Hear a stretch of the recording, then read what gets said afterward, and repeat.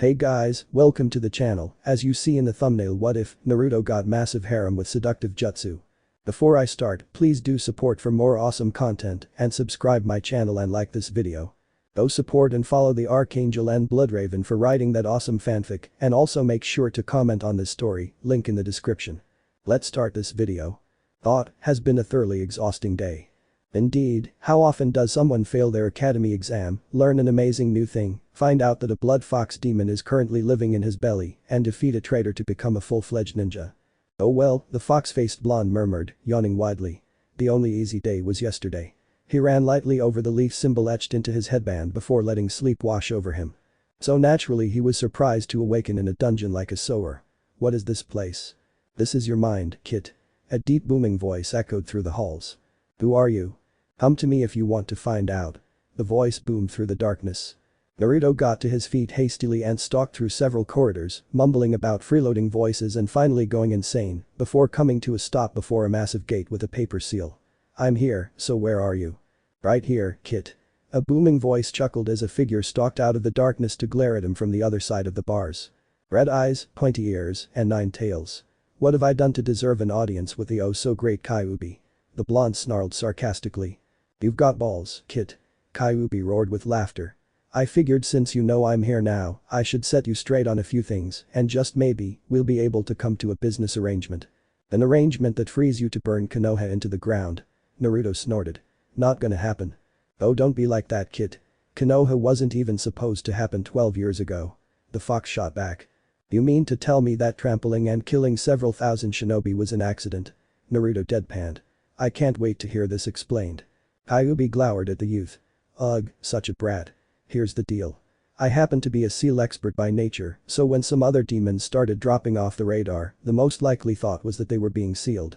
I was sent to investigate, but when I got here, I sensed another tailed beast like myself appear briefly, then vanish again, in what you call wind country. So I started hauling ass in that general direction. The fox dipped its head and mumbled something. What? Naruto shouted back, stepping closer to the cage. I got careless and sloppy and attacked Konoha because it was in the way. Alright. The force of the bellow bowled the blonde shinobi back onto his rear. GRR. This isn't going to work if we keep antagonizing each other. Hey, I'm not an ant, whatever you said. Antagonizing? Kyuubi repeated softly. It means to deliberately piss someone off. And we've both been doing it. I'm big enough to say I'm sorry. You're big. Naruto cut himself off with a self-reproving grimace. Sorry. Never gonna get anywhere at this rate. Kyuubi thought for a moment. Perhaps if we could see eye to eye. Before Naruto could ask, the giant fox began to shrink and shift into a petite retard girl with green eyes and 9 bushy tails waving behind her. Naruto began to stammer in shock. You kawaii dream pervert girl. Kyuubi stretched as she looked at Naruto. The girl part usually throws people the most. Come on in, and we'll talk. She smiled sunnily and extended her hand through the bars. See, can I do that? The retard nodded. Your father was a genius, but when it came to this seal, he put all his eggs in one basket. Like I said, I'm a seal mistress, and I live in a seal, kinda. So basically the modifications I make in here alter the seal and the way it works. And you won't do anything to me, once I'm in there. I give you my word as a Kitsune and as a demon lord, so long as we're together, I won't let anything hurt you if I can help it. Alright. How do I get in? Kyuubi reached into her kimono and pulled out a gold key. This is a key seal. It's also part of why I need you. You've got a whole body and mind to explore, but I'm stuck here. The seal won't let me use the key, but you can. How do I know you won't run straight to my brain and take over or break the seal to escape? The blonde asked warily. Well, you see, me trying to get out wouldn't accomplish anything but pissing off Shinigami-sama. You know, big guy, specializes in life and death. Kyuubi said. It's his power that actually keeps me here. If I was insane enough to try to get out, we'd die. For good. No reincarnation for you, no crawling back out of hell for me. And I do want to keep breathing fresh air such as it is, so I think I'll just enjoy my unscheduled vacation. Naruto nodded and took the key from Kyuubi, who obligingly pointed him to the lock located just below the paper seal. So, you said something about, Naruto paused as Kyuubi folded her arms around him. Business arrangements. TSK, Naruto-kun. It's been so long since I've held a man in my arms. Kyuubi nuzzled against his cheek, and Naruto had to admit, her hold was not unpleasant. A moment before we get to business, The blushing Naruto stammered, unconsciously imitating a certain pale-eyed Kunoichi. Surely the master of the wine knows of the S of man and woman. The fox girl noticed the blonde's blush deepen and the frenzied shaking of his head. "Oh god, you really don't, do you?" she said with a truly bewildered expression adorning her features. Naruto's shaking became, if possible, even more frantic. "Not a pervert," he mumbled into Kyuubi's dot. Kyuubi laughed heartily. "Everyone's a pervert, Naru-kun." She stroked his hair and kissed his forehead. "Even me and you. That's where little Kitsune and Shinobi come from. I mean, it's clear you remember this body of mine. I've seen you in my dreams." Naruto agreed. "You were different ages each time, but you always had red hair and green eyes. You did such interesting things in those dreams. With your clothes on, to boot. Then I suppose I'm partly to blame for your pursuit of the pink-haired fangirl." Kyuubi mused as she smiled knowingly. "My preteen form does look quite a bit like her. Shame though, you've missed your own fangirl." "Why what?" Naruto perked up, twisting about to look into ancient green eyes. "All the pieces have always been in front of you, but you've always lacked one critical element to bring them all together." Kyuubi smiled, holding up two slender s. "And before you ask, what you've been lacking is knowledge, something my great age has given me in spades. Enjoy my gift to you." Before Naruto could react, Kyuubi touched two s to his forehead and his world went black. Our blonde hero blinked slowly as his vision swam fuzzily. "Kentucky Kyu-chan," he called weakly. "Oh good. You're awake." She knelt beside the young shinobi. "These cage buncheons of yours are great. Did you know that you get their knowledge when they go poof?" Naruto grimaced and tried to get up, succeeding only with Kyuubi's assistance. "No, I did not know that, and what the hell did you do to me?" "I'll answer that question with one of my own. If you have a girl and tied an eagle to your bedposts with silk scarves, what is the first thing you do when you start to ravage her?" The girl's green eyes twinkled at her perverted pop quiz. "Depends," Naruto said. "If she's face down then I start by nibbling her ears and then progress down her spine. If she's on her back then I start teasing her feet, then I move up her thighs finishing with a long teasing tongue lashing, and how did I know that?" "My gift to you," Kyuubi said brightly. "I gave you all the knowledge I have of and relationships. Shouldn't having several thousand years of furry porn stuffed into my skull done massive brain damage?" Naruto deadpanned with a flat stare. "Ah, there's my insubordinate kid." Kyuubi grinned. "To answer your question, this is why I mentioned shadow clones. I sent a few dozen to get the lay of the land and nearly half of that to the file room." "What is the file room?" Naruto asked, finally managing to get to his feet under his own power. "Simply put, a mess." The redeed grimaced. "The file room is the repository of all your conscious knowledge, and even before I dumped all those new files and it was wrecked. I have my clones in there, filing things properly, essentially reorganizing your brain, but it will take some time, maybe a day or two, so don't be surprised if you're forgetful or spacey for a short while. Nobody will ever know the difference." Naruto giggled before growing serious. "Kyu-chan, they're never gonna let me become Hokage, are they?" The fox's formerly jubilant manner deflated in seconds. "It's possible given who your father was, but honestly not very likely." "That's the second time you mentioned my father. I know I didn't just appear here, so tell me just who is my father?" "The only shinobi to hold his own against me in combat," Kyuubi smiled a wistful grin. "Naruto, your father was Namikaze Minato, aka Konoha's Yellow Flash, aka." The fourth Hokage. Naruto stared dumbfounded. "Are you sure? Your two chakras are like mirror images of each other." Kyuubi confirmed. "Besides, the look in his eyes. He was willing to sacrifice a few, namely you and himself, to stop me from hurting a lot more, but he couldn't very well ask someone to give their child if he wasn't willing to give up his own. Yeah, I kinda thought that, what with you being inside of me. I still wanna grow strong." Kyuubi was shocked. "To what end, Naruto?" "I still want people to see me as more than just you," he said in a voice that made Kyuubi's heart break. "Does that make sense?" "You're tired of being just a demon brat, is that it?" the fox asked as Naruto nodded. "Of course you are. Who wouldn't be? You know Naruto, I bet if you could confirm who your father was." "No," Naruto said firmly. "I will make my own way through my own strength and hard work, not my father's." "Fair enough," the redeed replied. "Although, what would you do with that power?" "Well, it seems to me I have three choices. I can protect the things I care about." "You're off to a good start that way, after what you said to Mizuki tonight," Kyuubi mused. Naruto nodded. "My second choice is to make people fear me." "Possible," the fox said cautiously. "But not really your style. Your general temperament does not lean towards fear." "Then that leaves me with the choice of making people respect me for my power," the blonde mused. "Ah, so if you can't gain respect for yourself, then you want to be respected for what you can do." Kyuubi tapped her chin sagely. "So what would you do if your dream of Hokage is beyond your grasp?" "I want to become the strongest shinobi in the elemental countries," the young shinobi mused. But all that power means nothing if I have no one to share it with. I think all that furry porn is affecting your brain. Kyuubi teased. Naruto looked up with no trace of humor in his sparkling blue eyes. I want to become the greatest lover the world has ever known. The preteen fox girl broke out in laughter, but it died away the moment she set her eyes on Naruto's face. You're really serious? Nothing serious. Kyuubi stared at the blonde intently. So who's the lucky lady gonna be? I dunno. But realizing now that I have little to no chance of prying Sakura and Sasuke's ass. It's best I took my romantic attention elsewhere other than abusive pink-haired tart. He said with venom. Kyuubi smiled as her kid realized half of the wisdom her imparted knowledge brought him. Why don't you get some rest, Naruto? I realize we didn't get to talk about business tonight, but we'll have time another night. I guess I have been here a while. Naruto mused. What will you be doing while I'm gone? Well, you haven't been here that long, since time moves considerably slower here than it does outside. Kyuubi smiled. As for me, I have a whole body to explore. We'll see if I can't make you tick a little better. Now go on, get out of here. We'll talk tomorrow night. Naruto was about to protest when sleep claimed him.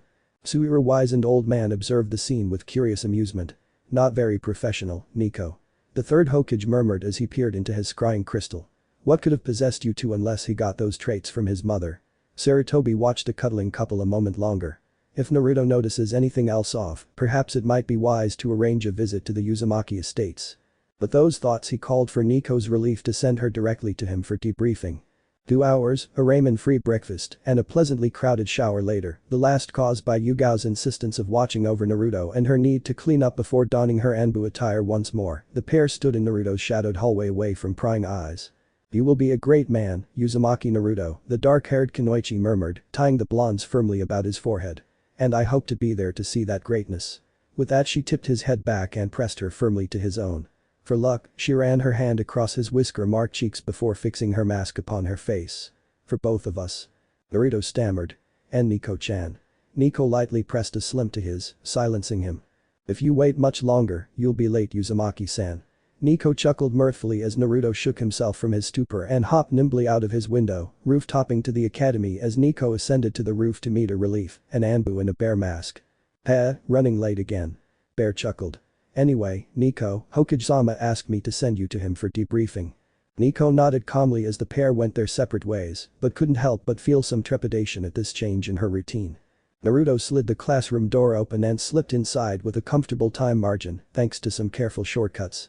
It feels like my mind is clearer. Naruto thought, surveying his classmates. But Kaio-chan said that reorganizing my mind would take a couple of days.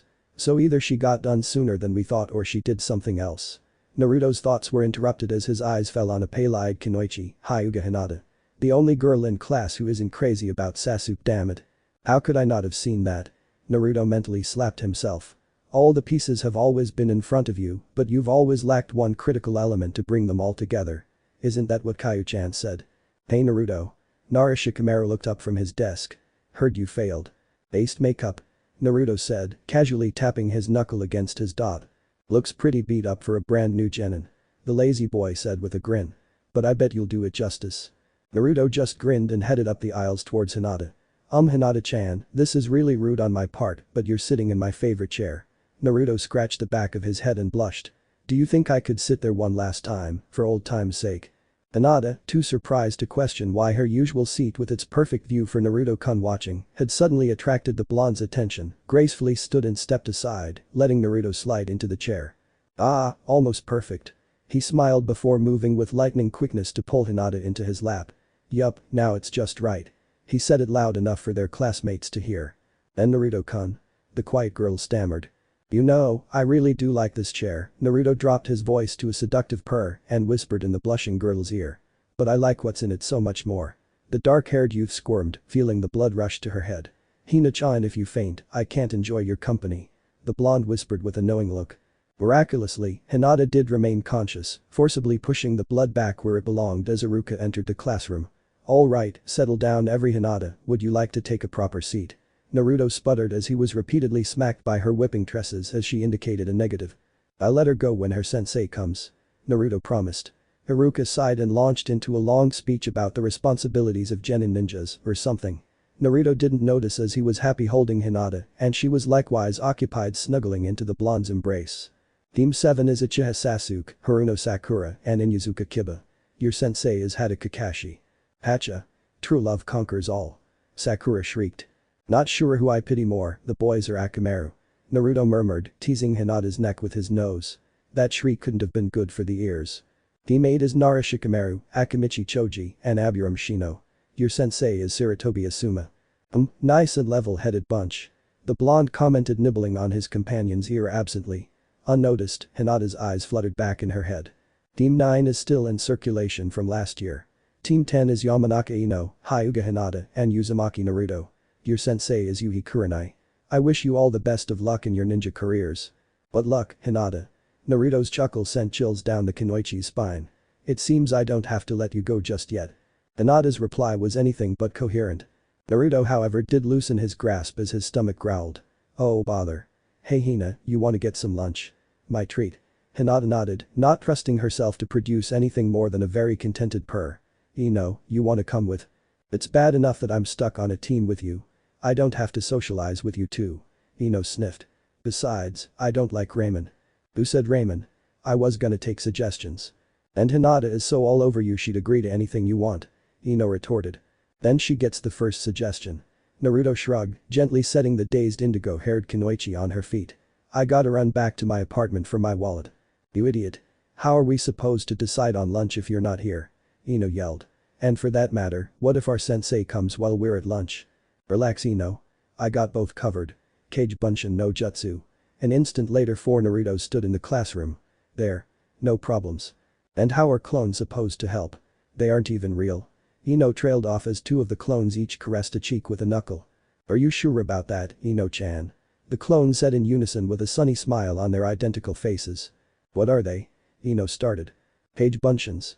I'll explain everything about them later, but the important part is, if you hit them hard enough to dispel them, their knowledge comes back to me. See where I'm going? So while you're getting your wallet, we can decide where to go, and then this guy can tell you. Ino said, nodding in understanding. But what about Kurenai-sensei? We're on that. One clone said.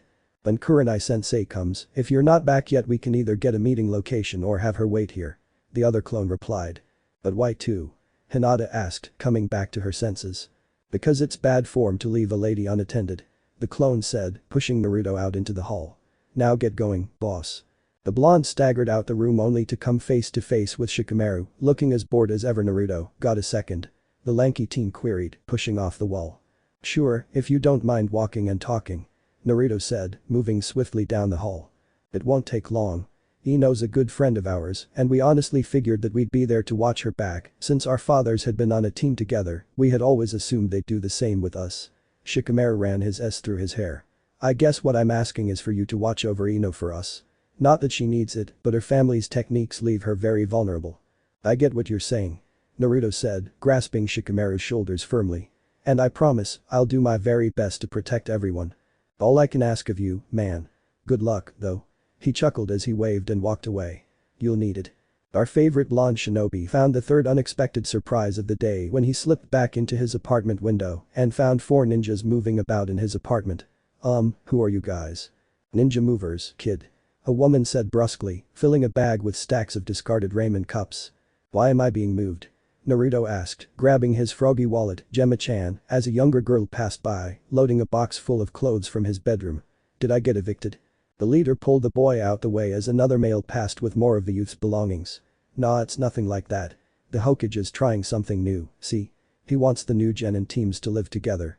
The man said. Naruto reacted to this the only way he thought appropriate. Who boy? In a well-appointed office, the third Hokage sat behind his desk facing a dark-haired Anbu Kunoichi. Lord Hokage, there is no excuse for my behavior on duty. Nico said, hanging her head in shame. I lost my objectivity and allowed my transgression to spiral into a series of utterly inexcusable actions concerning my charge. I stand ready to face my punishment. The old man leaned back his chair, puffing casually on his pipe. Nico, do you remember Uzumaki Kushina? I do, sir, but aside from the obvious, I fail to see what bearing that has on my actions. Do you recall certain aspects of her personal life, specifically romantic aspects? Sarutobi asked with a twinkle in his eye. Nico's posture changed ever so slightly. Hokage-sama, I'm going to need to know exactly what you're trying to say here. Nico, I have a long-term assignment that I feel you would best be suited for. Given Naruto's parentage, burden, and the possibility that he may inherit a yet unknown bloodline from his mother's side, I would like to provide him with a singular operative dedicated to ensuring his safety within the village at all times, and I'm offering you the position first. Do you accept it? Nico grinned madly under her mask. I do, Hokage-sama. Very well. You have today off. After I deal with team placements, I'll have the details of your new placement written up and delivered to you home. Ah yes, before I forget, this is an ongoing S-rank mission, and you will be paid accordingly per month. Thank you, Hokage-sama. Nico's grin nearly split her mask. Permission to be dismissed. Permission granted. The Hokage smiled as Nico vanished in the swirl of leaves. Now then, let's where our little troublemaker is. The old man murmured, peering into his crystal globe. Naruto had helped the movers for as long as he could before sensing his bunch and dispersing. Leaving 3 more in his place with orders to disperse upon completion of packing and unloading of the boxes, Naruto hastily roof-hopped over to a moderate little eatery. Unfortunately, this eatery liked nothing more than to throw him out on his ears, preferably in the back garbage dumpster. Sucking it up, Naruto threw together a simple nondescript shinobi transformation and slipped inside to sit next to his teammates. I wish you two hadn't chosen this place, but it can't be helped. He grumbled. Naruto? Ino asked in amazement. Is that you? Yes, and keep your voice down. He hissed, darting his eyes around. I'm not exactly the most beloved citizen in Konoha. If Yu Hinata began only to be stopped by the disguised Naruto. Hina-chan, you may think this is mean, but I really think this is for your own good. He said, sternly looking the heiress in the eyes. I forbid you from speaking unless it is in a clear, confident voice. No more stuttered mumbles around us, okay? Hinata nodded. Good. Want to try again? If you knew you weren't accepted here, why didn't you tell us? Hinata said flawlessly. Because the list of businesses and stores that will accept Uzumaki Naruto is sickeningly short, the disguised youth said. The waitress took their order and Naruto frowned at Ino's small portion. What? Ino snapped. I'm on a diet. You're not going to be at your best on missions if you don't eat right. Naruto said, gazing out the shop's front window. Like you have room to talk, Mr. All I eat is ramen. Ino mumbled as the waitress brought their drinks. I know how to eat properly, Naruto hissed, narrowing his eyes at the blonde kunoichi. However, due to circumstances beyond my control, I don't always have that luxury.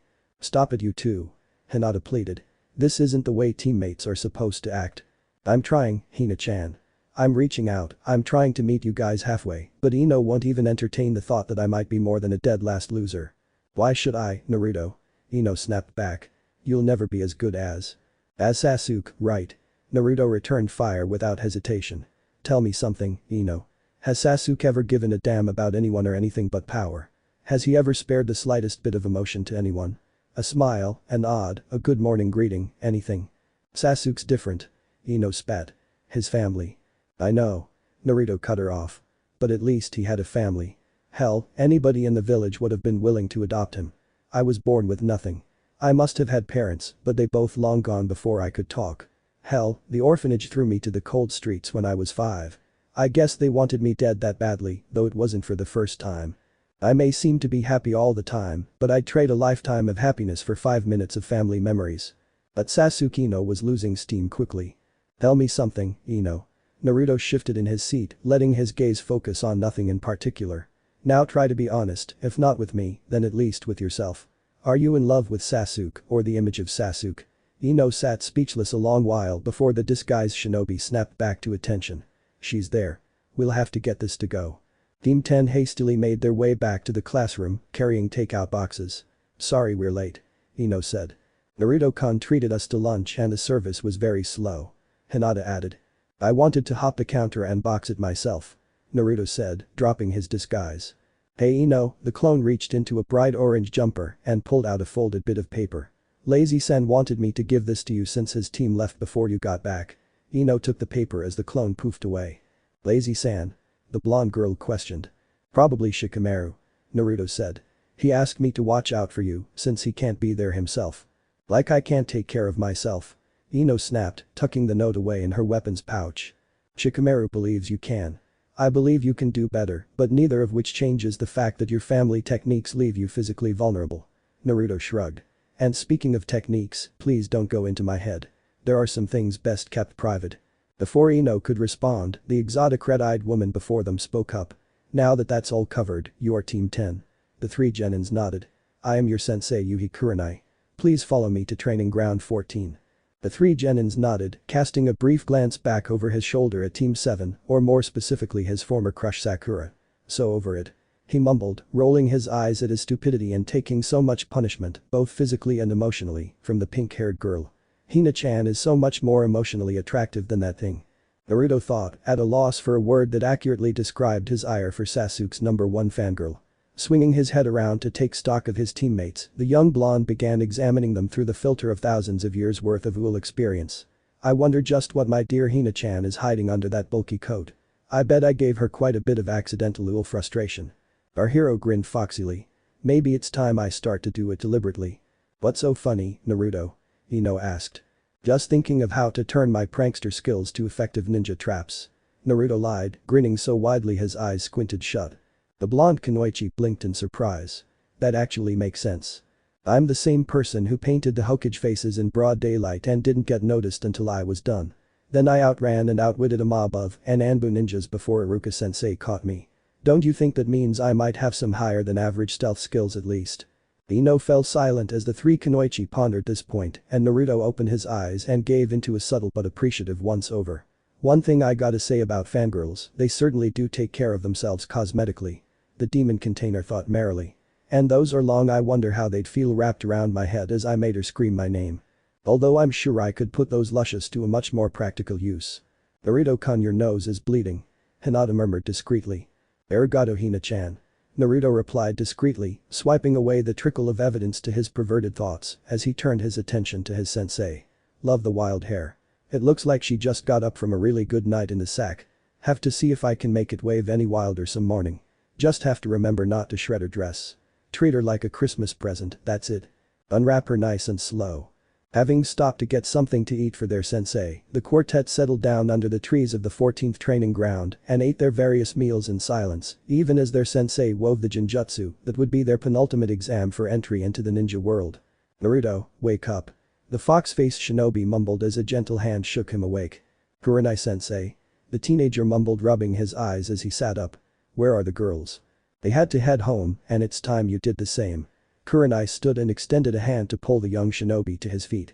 Come on, I'll walk you. My first team meeting and I slept through it. Naruto ed. Ino's gonna think I'm an idiot. All we did was some small talk, just getting to know each other. Kurenai assured him. I'm Yuhi Kurenai, and I'm Jonin Kunoichi. Naruto smiled, understanding how this was supposed to play out. I'm Uzumaki Naruto, Genin Shinobi. My favorite food is ramen out of necessity, but I like to try new foods whenever I can. Kurenai smiled, pleased that her student had caught on to their round-robin style information exchange. My favorite food is dango and bean soup. My hobbies are painting and origami. Gardening, believe it or not. Making life grow is soothing to me. That and cooking. I just don't really have time to eat what I make, living literally on the run either from prank victims or fox haters. The blonde frowned darkly as he thought of another direction for the questioning. I like training, ramen, my friends, am Nichin down at the ramen stand, and I think I like Hina-chan. The Kyuubi container dropped his voice to a murmur, but Kurenai caught something that sounded suspiciously like pink-haired tart. I don't have any other interests I think would be appropriate to share with you at this time, but my dislikes are perverts and fools who think a woman is less capable of her duties because of her gender. Ah no, Kurenai-sensei, the lovable blonde shinobi scratched at the back of his head as he smiled broadly, squinting his eyes. What, exactly, makes a pervert a pervert?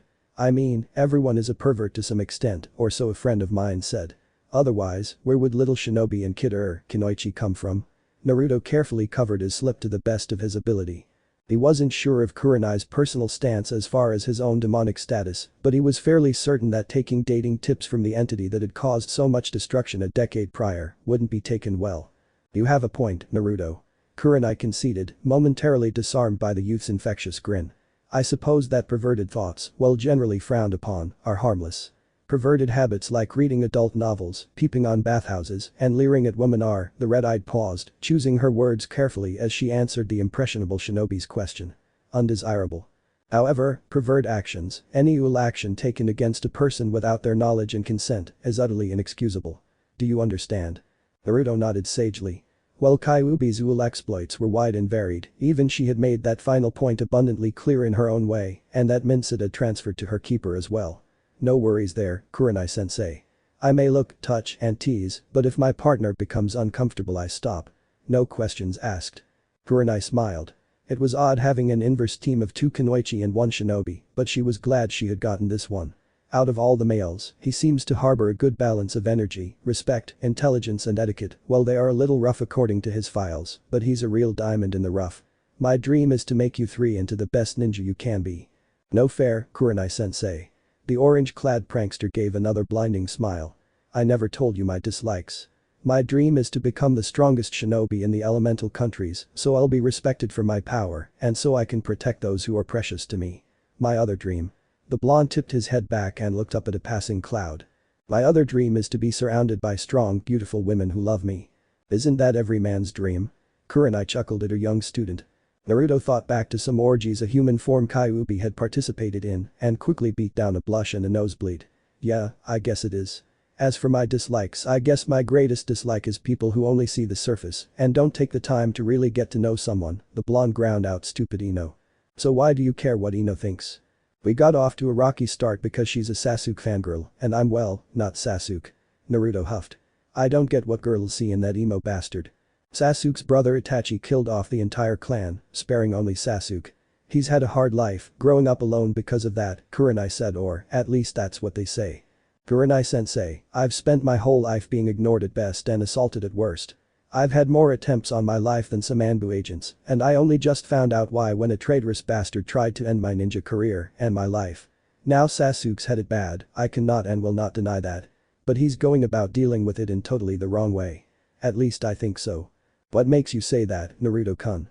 Well, I'll admit that I don't know all the details of what happened, but if this guy wiped out a clan of several hundred at least, that means he's strong, smart, and skilled.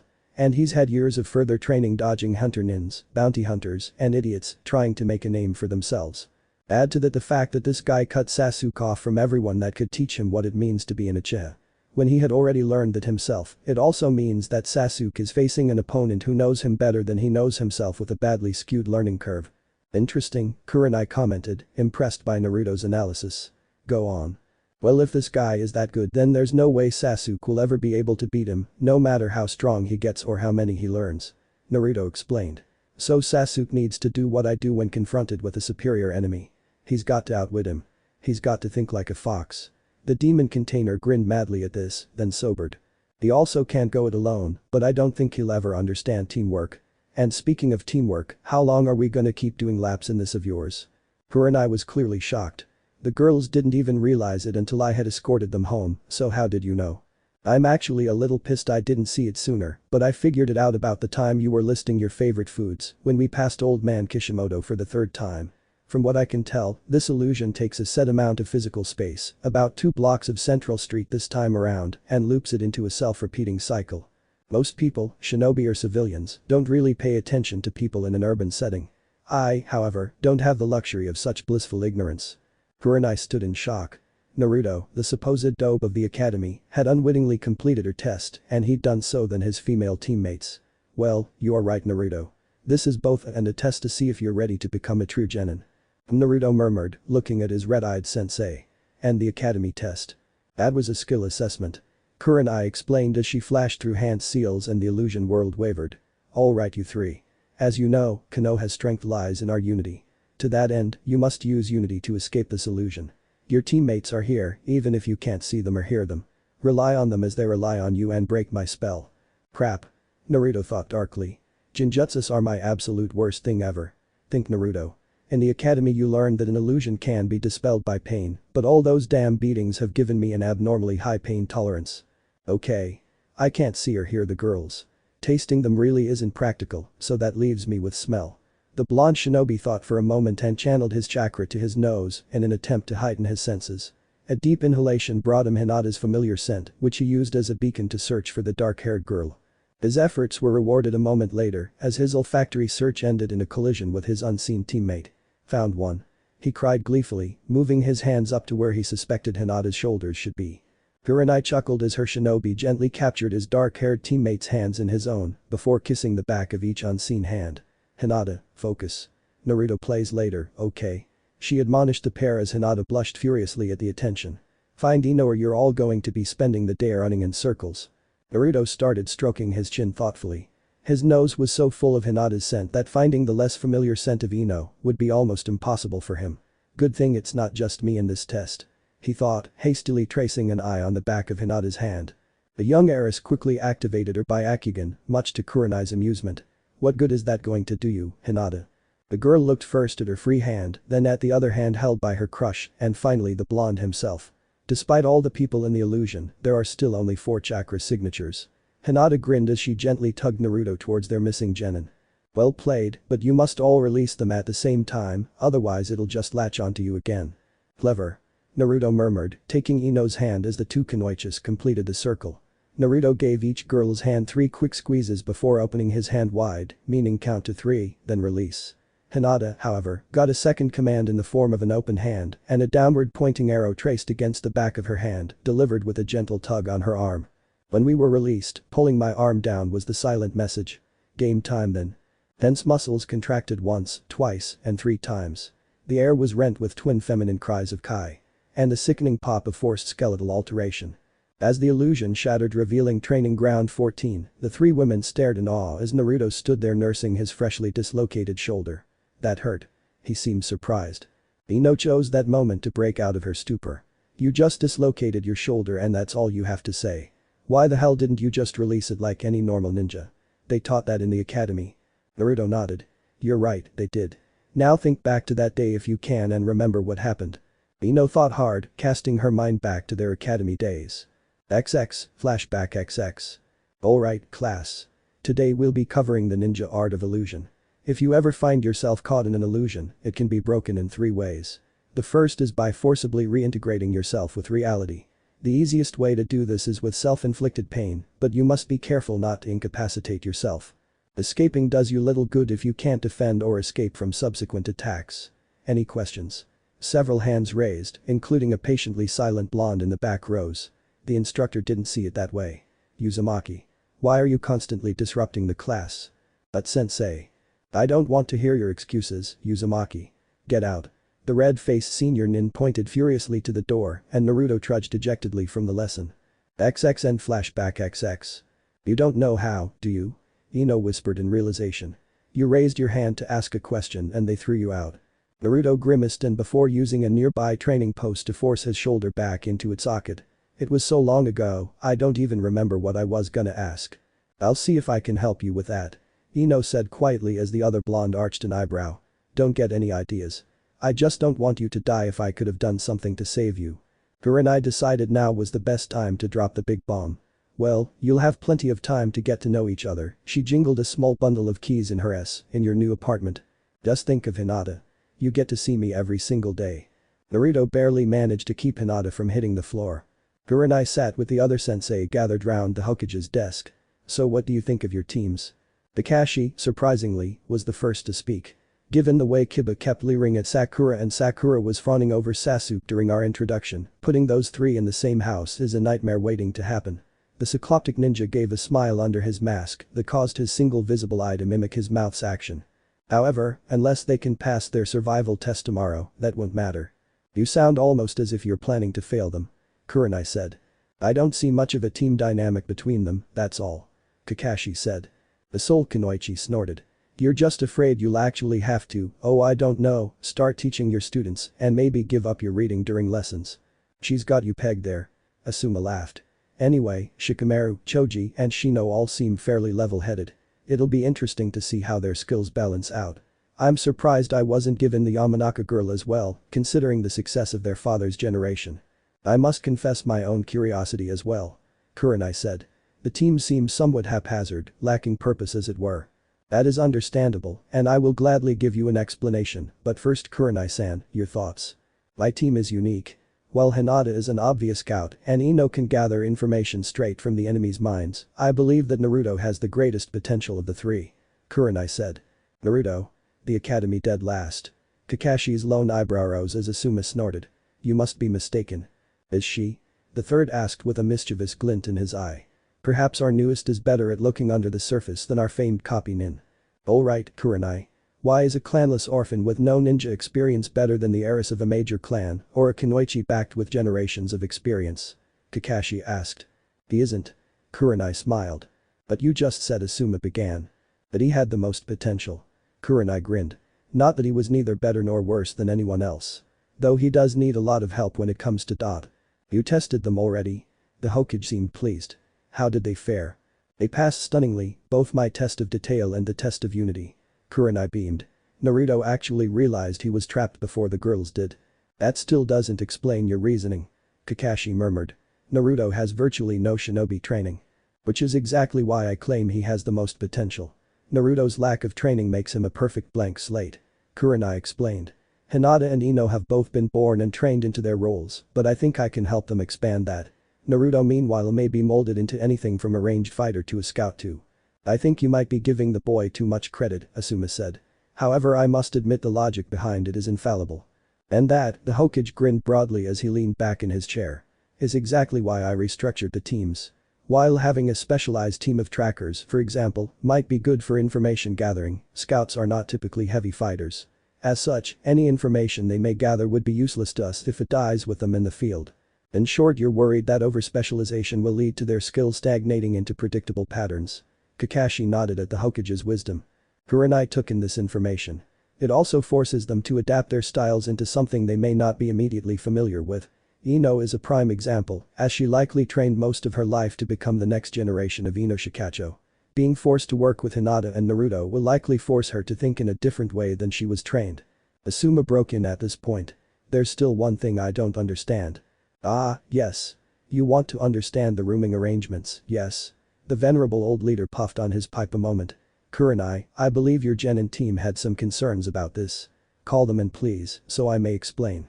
The elder Kunoichi nodded before moving to the door and beckoning her Genin team in. The girls came first with Hinata supported unsteadily by Naruto, the former kept conscious by a nearly imperceptible motion by the latter. I'm gonna sit on the far side of Ino. Put Hina on your other side and if she starts to faint I've been pinching her side. Naruto spoke in a hurried whisper before slipping away from the Kunoichi and taking his pre-planned seat. With all due respect, Hokage-sama, why are the teams living together? Ino asked respectfully. Yeah, old man, Naruto chipped in. We've never done that before. Naruto-kun. You should show the Hokage some respect. Hinata just barely managed to make herself heard. Louder next time, Hina-chan. He admonished the shy girl. But I'll let it pass as you didn't stutter. As for respecting the Hokage, he chuckled softly. He may be the most powerful ninja in the village, but he's still as human as we are. Besides, everyone calls him Hokage-sama.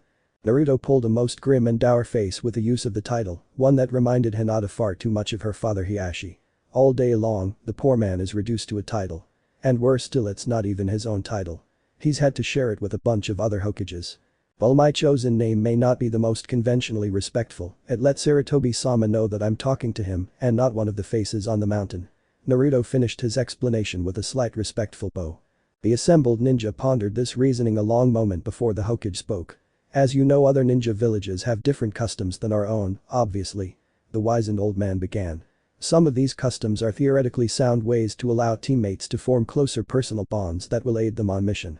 Others take a far darker twisted path. The Hokage trailed off staring at nothing in particular. Naruto grimaced at the pregnant silence that permeated the room. So you want us to live together, so we'll be better teammates? In part. The old man lit his pipe. I won't sugarcoat things. As a ninja, you are being trained to ultimately take another human's life. The genin in front of him gasped. Well, we have trained you in the skills to kill, we didn't exactly teach you the skills to live. Hopefully, living in an apartment together will teach you more normal skills. With all due respect, Hokage-sama, I can't live with Naruto. He's clumsy, goofy, loud, he wears orange. Ino began ranting. 1 month. Naruto said quietly. The room came to a sudden halt. What do you mean, 1 month? The blonde Kunoichi turned to her teammate in surprise. The deal. You live with me, the real me, for a month. If at the end of that month you still don't want me around, I'll see about getting my old apartment back and you only have to deal with me in a professional capacity. I dunno, the young mindwalker mused. I'll sweeten the deal. Naruto said. I need new clothes and you're the only Kunoichi whose fashion sense I trust. What do you say, you and me, shopping tomorrow? Well, maybe. Ino said hesitantly. I don't really know how I feel about being alone with you. We can make it a team effort if that makes you more comfortable. Naruto shrugged. I want to be a serious shinobi and I want you, all of you, to help me. Ino, you said in so many words that you didn't want my death in your hands. Well, I promised that I'd do the best I can to protect everyone, but I can't do that if I'm standing out like a target. If anything, I'd be putting you all in danger and I don't want your deaths on my hands either. Ino mused on the other blonde's words for a long while.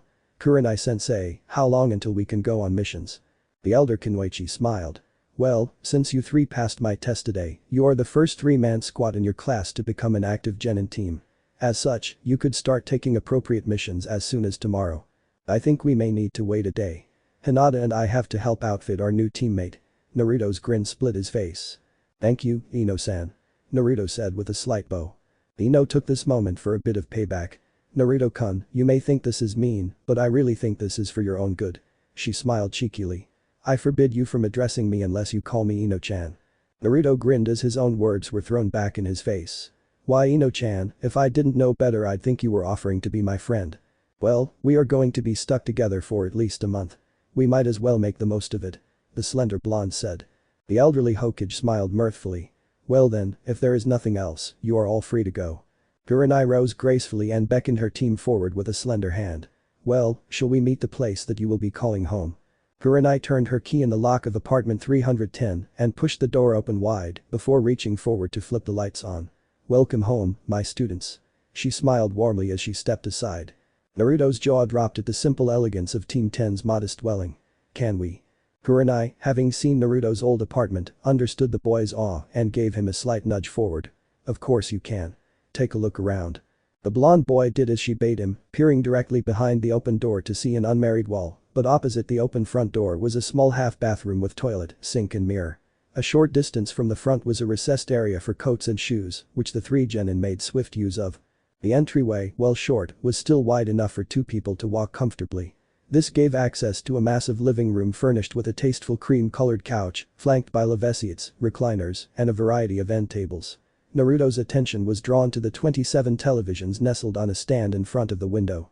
He'd never really spent a lot of time watching TV, but he supposed it might be a nice way to bond with the girls. Turning to his right, Naruto saw a large dry erase memo board with a series of markers mounted next to the phone, presumably to keep track of any obligations the three had outside of team training and missions. Naruto casually leaned over the foot-wide window to peer into the well-appointed kitchen before pushing through the double-hinged swinging door, followed by the girls. Naruto peered here and there, opening cabinets and rotating a perfectly stocked spice rack, nodding to himself in satisfaction. You actually know your way around here? Ino asked, observing Naruto's professional inventory as she orbited the large marble island in the middle of the room. The blonde nodded. I don't know if you heard when I told Kurenai-sensei, but cooking is one of my hobbies. If you'd like lessons I'll be happy to teach both of you. Are you saying I can't cook? The outspoken Kunoichi growled. Nope.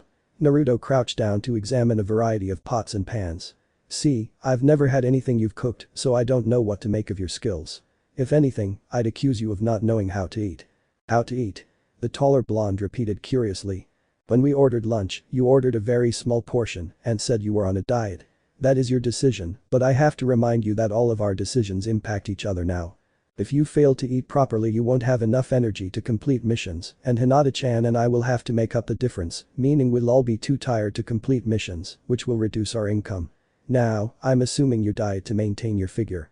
As a Kunoichi, while your personal appearance should not be your main concern, it is still an undeniable asset and should be maintained like all your other shinobi tools. Naruto paused and held up a hand that forestalled his teammate's heated outburst. And before you say anything, I'm not comparing you to a kunai. I'm simply concerned you may be focusing on your body for the wrong reasons. Naruto makes a good point, Ino. Kurenai chimed in. The best way to maintain your figure is through a combination of diet and exercise. Now of course, you can still keep your shape through exercise or watching what you eat, as you've seen firsthand with your dieting, but they're not without drawbacks. I don't know. Ino mumbled thoughtfully. I'll have to think about it. Hinata squealed happily as everyone's attention focused on her. Sorry. I found the tea cupboard. She murmured, pushing her indexes together at the tips as she gestured into a comfortably cramped dining area previously hidden behind a pair of sliding doors, opposite of which extended an enclosed balcony. Naruto continued his inspection as the dining room held a variety of teas and a smaller refrigerator filled with chilled sake. Naruto glanced over his shoulder at his teacher. Sake. Kurenai just smiled thinly. Those headbands you wear mark you as adults of Konoha, and as adults it falls to you to take responsibility for your actions. If you want to drink sake, that is your choice, but you must deal with the repercussions of that choice. But the tea. Hinata squealed giddily as one of her blonde teammates swooped down on her. You squealed. Naruto jokes, wrapping his arms around the dark-haired girl's midsection. Are you a tea fangirl? Hinata pouted cutely. I like my tea. She mumbled. Happiness is a good cup of tea that when you drink it, all your troubles just fade away for a little while and it leaves you with a warm feeling right here. She explained, pulling the lone shinobi's hands up from her waist to rest over her heart. And you should never be ashamed of something that makes you truly happy. Naruto said, casually rocking from side to side with the young heiress in his arms. But we still have more of the apartment to explore. The two kunoichi smiled at their teammates' exuberance as they headed back into the apartment proper. Ino led the way into the darkened hallway, flipping a switch to dispel the shadows as Kurenai began to speak. As you know, our team has an inverse dynamic with one shinobi and two kunoichi. Typically the two shinobi would have the two slightly smaller rooms on the east side of the hall, and the kunoichi would have the larger room on the west side of the hall, and of course the full bathroom is at the hall. So Naruto gets the larger room? Ino said, with a grin. Lucky dog. Let's take a look. Naruto cleared him and raised his eyebrow. Excuse me? Naruto-kun, may we please see your room? Hinata asked respectfully. Yes, you may. He gave his radiant eye-squinting smile.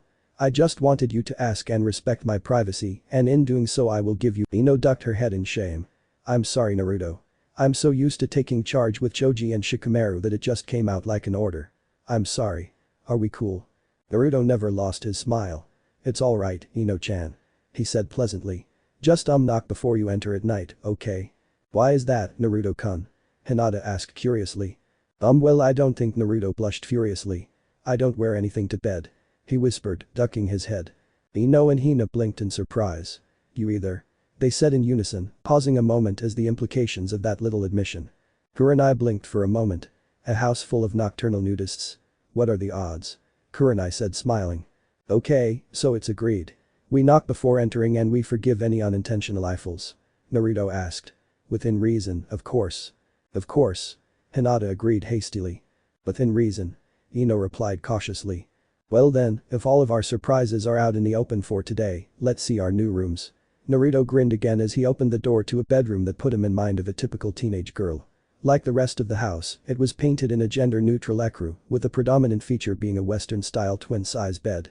Despite the fact that one wall was cluttered with his boxed belongings, the room was still easily navigable, with a sizable closet concealed by half a dozen louvered sliding doors.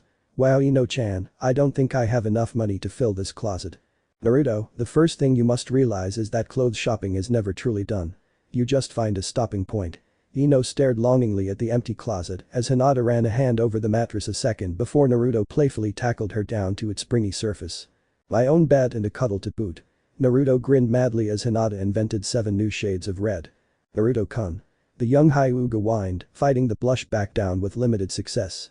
I won't be manhandled like a ragdoll. You're too cute to be a ragdoll.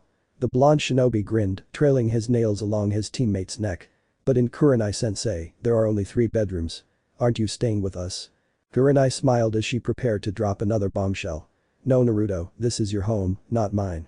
I do have a key if I need to enter in an emergency, but as I said, this is all about you taking responsibility for your actions.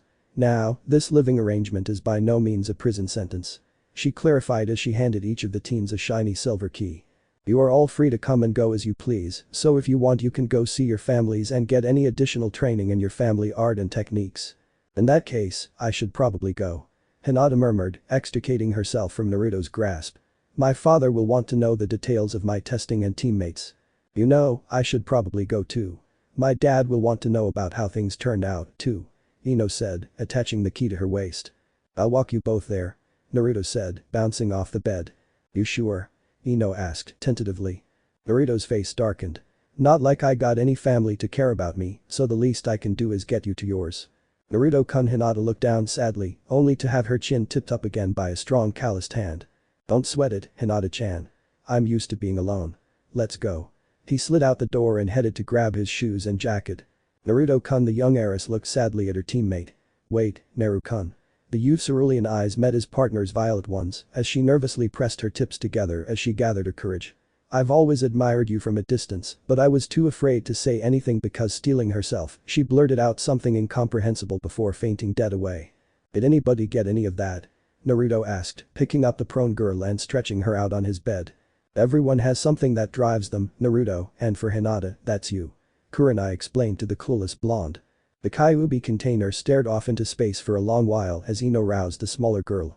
With some difficulty the pale-eyed Kunoichi regained her feet and her wits, only to be confronted by the less than secret object of her affection. Listen, Hinata, I'm not really good at this sort of thing, so bear with me. You're a real classy girl and I'm obviously not. I'm rude, brash, uncultured and everything you're not. Yet you apparently saw something in me of value and worth, and I'm all too familiar with the feeling of being ignored, and I'm sorry that I did that to you. I guess what I'm trying to say is that Hyuga Hinata, would you like to be my girlfriend? I mean I may not be perfect, but I'll try my best. Hinata took a deep breath and steadied herself to answer the most important question of her young life. Hinata took a breath and stepped towards her blonde teammate, running her hand gently across his face. Naruto-kun, I'm sorry, but I can't give you an answer right now. I didn't expect one, Naruto said, much to everyone's surprise. Take your time. If you want me, you know where to find me. Right, Hinata Tenshi. Hi, Naruto-kun. The dark-haired Kunoichi gave a shy smile at being called an angel by anyone, let alone by her now obvious crush. But right now, we should get going. Gurenai-sensei, will you be joining us for shopping tomorrow? Ino asked as the newly minted Genin team exited their home. The older Kunoichi just smiled. I'll leave that to the young. We'll convene at noon, training ground 10, okay? She called with a wave as she headed home, leaving her students to their own devices. Let's get you ladies to your clan homes, shall we? The orange-clad prankster offered an arm to each girl. You gonna be okay to make it back to the apartment? Cause if you want I can meet you here. I'll be fine. Hinata bowed to her teammates. I will see you later, Naruto-kun, Ino-chan. With a final wave and bow she hurried inside to meet her father. Hinata. The imposing figure of Hiashi Hyuga stood at the entrance to his private study. Greetings, father, Hinata said. I have had my Genin field exam and successfully passed, becoming the first active Genin team. Excellent. I expect nothing less from the heiress of the main house, he said with pride. Now, tell me about your team. My sensei is Yuhi Kurenai, and my teammates are Yamanaka Ino, and she looked away with some trepidation. Uzumaki Naruto. Uzumaki Hiashi murmured thoughtfully. I wonder. Do you know him? Hinata asked. Not personally, but I believe I knew his mother, Hiashi said. Really? The younger Hyuga exclaimed. What was she like? Uzumaki Kushina was a stunning woman of indescribable beauty, Hiashi sighed as he reminisced. We were together for a time, before I met your mother. The elder shinobi curled an eyebrow at his daughter's curiosity. You seem to have a special interest in the young Uzumaki. I am fond of him, she said timidly. I have watched him as he trained and fought with every fiber of his being. When no one thought he was worth anything, I saw value and strength. Today, he noticed me as well, much to my happiness. I will be living alone with my teammates, seeing each of them at our most candid and intimate, at our best and our worst. He asked me today if I would be his girlfriend and I couldn't give him an answer because I didn't think I was worthy. Father, what do I do? She sobbed, clutching at her father's robes as a single tear slid unbidden down her cheek. Hinata, calm yourself this instant, the Hyuga clan head said sternly. If you can't keep a level head, you will fail. Of course, father. Hinata bowed her head in dismay. My actions were not that of a Hyuga. Hinata, Hiashi's voice took on a softer tone as he drew his eldest daughter into an embrace. I know I am hard on you, but that is not because I do not love you, nor is it because I lack faith in your abilities. Your fate is to lead the next generation of the Hyuga clan, but your gentle nature is a liability. Furthermore, I must consider Hanabi as well. By birthright, one of you is destined to become a member of the branch house, but that is a fate to which I cannot condemn either of my precious gems. So what am I to do, father? The distraught girl wailed, burying her face in her father's robe. Why must I be the one to bear this burden, simply because I was born first? Grow strong, Hiashi murmured, soothingly rubbing her back, strong enough to change this world. Now, I would like you to do something for me. I would like to meet young Uzumaki for tea, before I give my consent to this courtship. I can do that, Hinata mulled over the idea, worrying about the scenario in her mind. But Father Naruto-kun is. She paused, endeavoring to find the words that best described the hyperactive blonde. He has been an orphan most of his life, yes. Hinata nodded mutely, not trusting her voice. I'll expect you to teach him proper decorum, then. Lead by example, but speak out if you must. Will a week be enough time? I fear a year would not be enough time to undo a lifetime of ingrained behavior, but I will have him respectable in a week. Very well, then. If that is all, dinner is waiting. Hiashi swept out as he fully embraced his role of clan head, with his eldest daughter following close behind. Are you sure you're gonna be okay by yourself? Ino asked as she and Naruto stood outside her home. Wait, she was wrong. Her home at least for the next month was with her teammates, she reminded herself. 7 years hasn't screwed me up that badly, so I must be doing something right, the blonde shinobi assured her. You want me to come back for you? It'd take a while, she replied, shaking her head. I'll just have daddy walk me home. Why don't you go get some dinner and maybe take a bath? Are you saying I stink, Ino-chan? Naruto arched an eyebrow. I'm saying you live with 2 young ladies, and this might be one of your only chances to get the tub to yourself, because honestly, the day I share a bath with you is the day I stop jazzing Sasuke-kun. Ino gave a flirty smile as she jogged up to the door. Besides, it's always better to go clothes shopping when you're clean. Now get. I'll see you later tonight if you're still up. Later, Ino-chan. Naruto exclaimed, bounding to the rooftops with a wave. As the blonde prankster alighted on the roof of the public library, a series of thoughts crossed his mind. He could make enough cage buncheons to turn a good-sized patch of forest orange without breaking a sweat. Those same cage buncheons brought their knowledge back to him when they dispelled. The library below him had lots of knowledge. Not enough to turn him into a genius overnight, but certainly enough to give him an idea of where to start patching the holes in his admittedly dubious intellectual portfolio. One decided course, a picked skylight lock later, and a river of fair-haired doppelgangers flooded the building.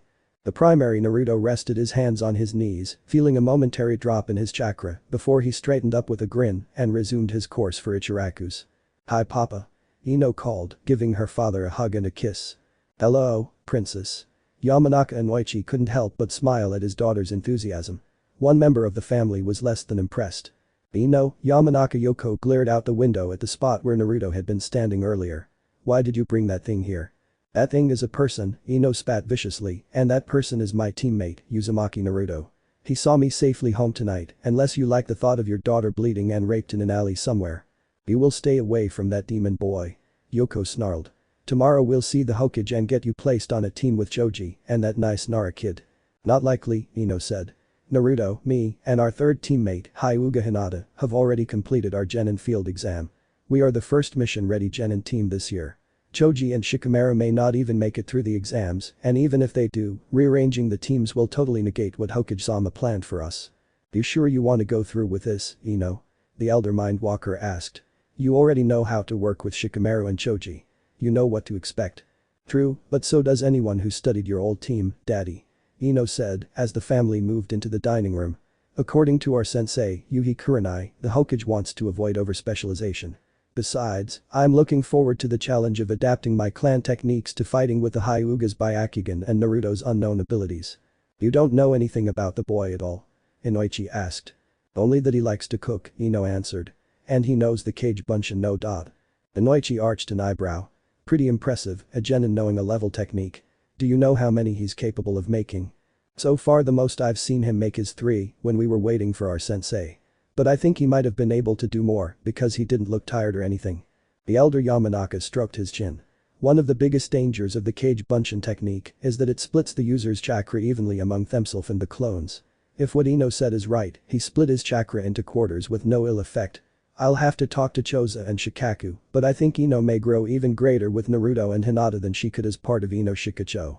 I bet that nice Uchiha boy could do better, Ino's mother growled spitefully. Rather than reply, the younger blonde Kunoichi thought of the things Naruto had said to her throughout the day. Was Sasuke really all that she'd made him out to be? She found, with great trepidation, that it was getting harder and harder to say yes. After a tense meal in a hostile atmosphere, Ino was ready to bolt out the door. She gave her father a tight hug. Will you walk me home, Daddy? I thought you were home, Pumpkin, he replied. The Hokage wants us to live together, and I promised Naruto that I'd try living with him for a month, Ino explained as her mother paled visibly. You're going to be sleeping under the same roof as that abomination. She whispered. The younger Mindwalker, having had enough of the abuse heaped upon her absent teammate, struck back in a manner that would make the fox-faced shinobi proud. That's right, mother. He actually sleeps across the hall from me. It would be a shame if I left my door unlocked and he ravaged me. Although, maybe that wouldn't be so bad. Maybe I'll just slip in one night and save him the trouble. There was an audible gasp and a thud as her mother pitched over in a dead faint and hit the floor. Serves you right, you bitter old thing. Let's go home, Daddy. Inoichi was hard-pressed to keep from grinning. Kurenai was awoken the next morning by a flurry of knocks on her apartment door. Rubbing the sleep from her eyes, she opened the door. Apologies, Kurenai-sama, but Hokage-sama asked me to fetch you right away. Kurenai grumbled silently, beckoning the messenger inside as she started to dress. It concerns your genin team. Kurenai dressed and set off for the Hokage's tower at a run. The black-haired woman burst hastily into the old leader's office. "Is something wrong with my team?" she panted. "I believe so," the Sandaime Hokage answered as he gestured to his omniscient scrying crystal. The scene the concerned duo observed was disconcerting, to say the least. Team 10 was seated around the table, a pot of steaming tea centered between them. The trio of confident teenagers of the day before was gone, and in its place were three youths with totally different demeanors. Ino held her teacup in two badly shaking hands. Hinata's hands kept opening and closing spastically as her eyes darted everywhere, searching for threats, and Naruto glanced back and forth between his two agitated teammates, tea in one hand and a kunai in the other. Hinata straightened suddenly, causing the entire group to tense. "Oh no, I have to use the bathroom." Without words, the three rose as one and moved to the nearer half bathroom at the front of the apartment. Naruto stood tensely outside the door with the kunai clenched in his fist as the two kunoichi slipped silently inside. He jumped slightly as the toilet flushed and the faucet ran briefly. The trio regrouped in the narrow hallway as the fox-faced boy searched the girls' faces for some mysterious sign. The young woman nodded slightly and the boy relaxed his posture ever so slightly. "I think," Kurenai said softly, "that we need to be there rather than here." The old nodded and the pair vanished in a swirl of leaves only to reappear outside Team 10's apartment. "Who's there?" Naruto barked sharply as Kurenai raised her hand to knock. "It's Kurenai, Naruto," the scarlet-eyed calling back softly in an attempt to soothe our subordinate's ragged nerves. "Is it alright if Hokage-sama and I come in?" There was a long moment of silence before the lock was released and they cautiously swung the door open. "Come in." The senior nins walked inside, both noticing as the veins around Hinata's eyes faded away to normal. "They had Hinata use her before they let us in." Kurenai realized with a frown. "Would you like some tea?" Ino offered, her voice barely above a whisper. The new arrivals nodded and fresh tea was poured for all. The group drank in silence for several moments. Then Kurenai spoke softly. "So, are you guys all right? You seem kind of restless this morning." She rested a hand gently on Hinata's shoulder, only to have the pale-eyed girl flinch away. "Short night," Naruto mumbled into his cup, warily eyeing the exchange between sensei and student. "Bad dreams," Ino added, wrapping her hand smoothly around Hinata's hand to provide the distraught girl some measure of comfort. "I've found that night terrors often impart an urgent message," they murmured wisely. "Sometimes it is best if you share this darkness with others. After all, you've already begun to draw comfort and security from each other." The three genins looked shocked at the realization that none of them had yet reached. Then Ino licked her dry and began. "I trust everyone here knows a kunoichi's no, a woman's biggest fear." She began tentatively. Everyone nodded. "Well, for me that was just the beginning." Ino grimaced as the shadowy figure slammed her back into a lamppost, pinning her arms roughly above her head as an oblivious crowd passed by the scene. "I like sweet young things like you," the voice growled as she squirmed in his grasp. "Let me go, asshole." The teen snarled, thrashing against her captor's grip. "Are you going to make me?" he whispered, trailing his tongue down her neck and leaving a thick trail of saliva in its wake. "Sasu-kun will come rescue me, you pervert," the sapphire-eyed girl barked. "And then you'll be sorry." "Will I now?" The unseen speaker's voice dripped with mirth and menace as he began to fondle his helpless captive. Cold, uncaring hands began to violate her most sacred core and teeth bit into flesh that seemed to grow more sensitive with fear. The scream was begging to be released, but it would not come for fear that her revulsion at what was happening would be expressed in a different form. Her captor kissed that remained sealed under his. His expression turned to one of complete ecstasy when his prey tried to fight back by biting him so hard that she drew blood.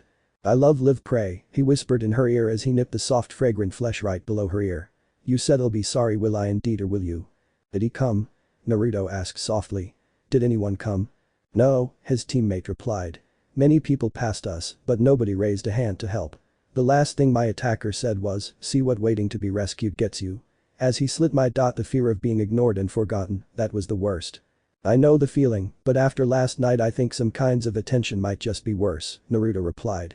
The assembly looked at him oddly, so he explained, "When I was younger, the fourth Hokage was my idol.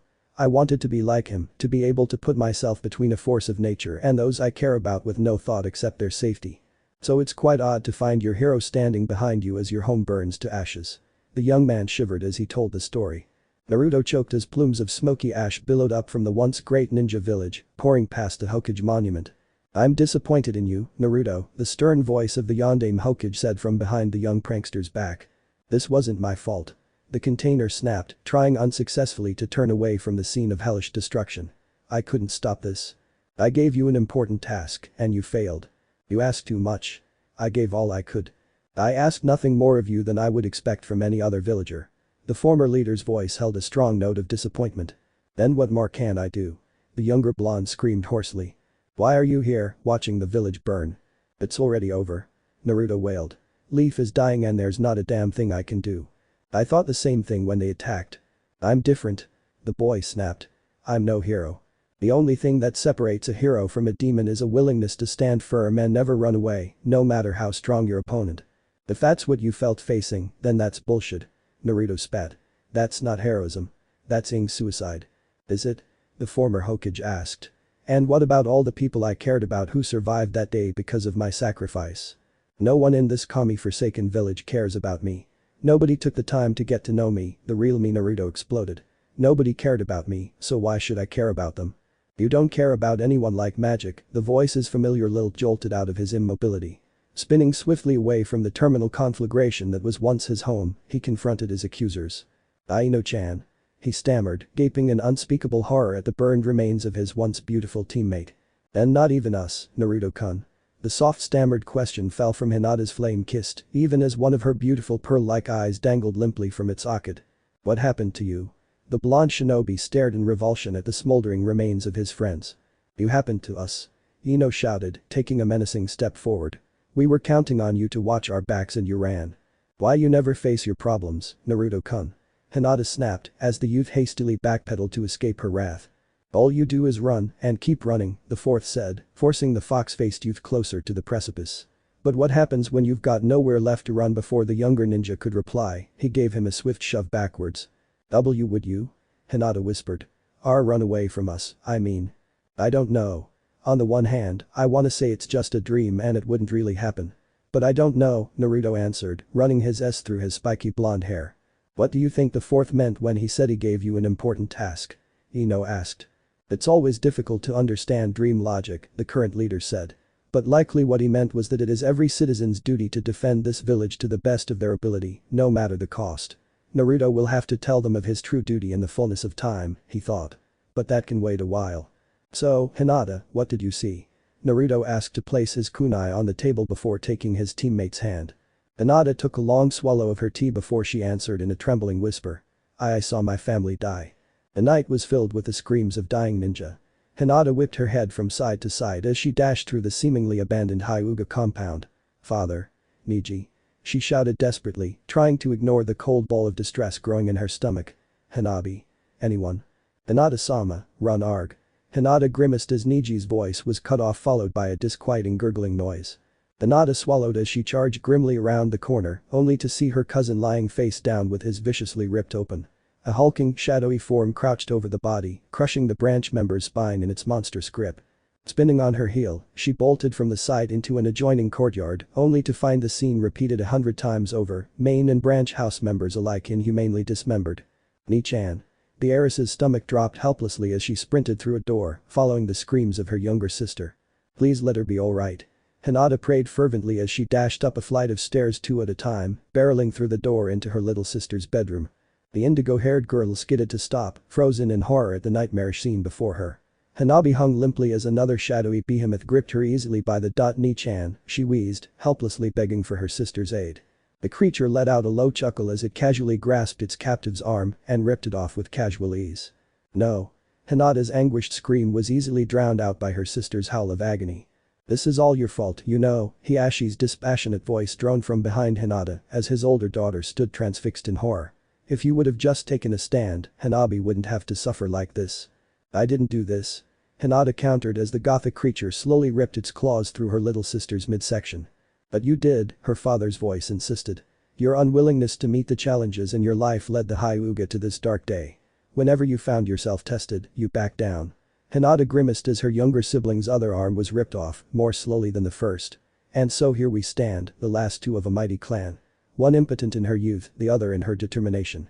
The creature grew bored of its current victim and mercifully silenced the younger girl by snapping her neck. Hinata stared in shock as her sister's lifeless body fell to the floor.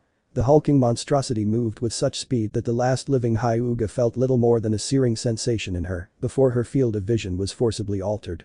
Her last shocked sight was of her own decapitated head lying next to her father's. This really is entirely your fault. Hey. Naruto said sharply, slamming his hand into the table, causing both girls to jump. It wasn't your fault. It's just a creepy-ass nightmare. Even if you do run from your problems. Ino asked quietly. Or wait to be rescued. Hinata murmured. Or keep backing down, Kurenai said, carefully observing her unstable charges. No more. Hinata grabbed Naruto's forgotten kunai and plunged a blade through the back of her hand, embedding it in the dining room table with a brief misting spray of blood. No more backing down, she growled, wrenching the deadly implement from her hand and tossing it back on the table. Naruto picked up the bloody blade and stared off into the distance. No more running away, he murmured, mimicking his teammate. Naruto tore the blade from his hand and offered it to Ino to handle first. Kurenai stiffened, but the Hokage's grip on her arm stopped her from intervening as Ino accepted the bloody talisman. No more waiting to be saved. Her voice was barely audible, but her hand moved with the same dedication her teammates had shown, slicing through flesh and drawing blood without hesitation. She freed her hand and grasped Hinata's as Naruto wrapped his hand around the pair, completing the bloody union. For good or for ill, we are Team 10. Brother, sisters, lovers and friends. Hinata spoke next. Bound in will through blood and steel, we do not bow, we do not kneel. Naruto picked up next, his voice as soothing and lyrical as his female teammates.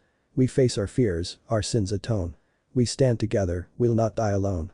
3 voices rose together in a single cadence. The bonds are forged, the calling done.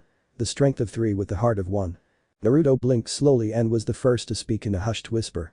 What the hell was that? I don't know. Ino said in a panicked tone.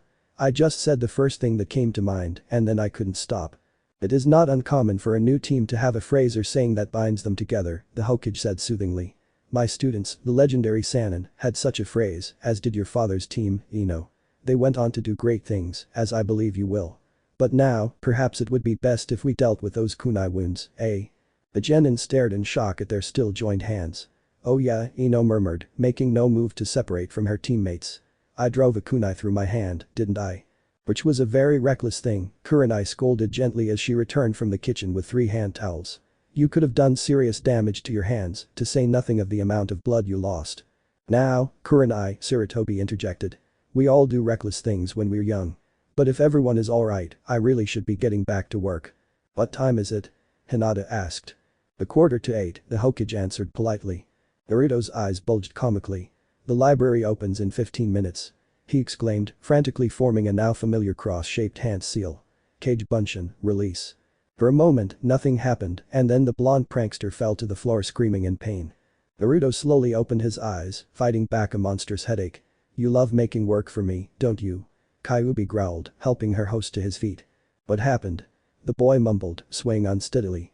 You decided it would be a good idea to reabsorb several hundred Kage Bunshin at once, the fox girl said wryly, eyeing the prankster as he wobbled unsteadily. If you were anyone else, that stunt would have left your brains leaking out your ears and maybe a few other strategic places. Don't you think before you act?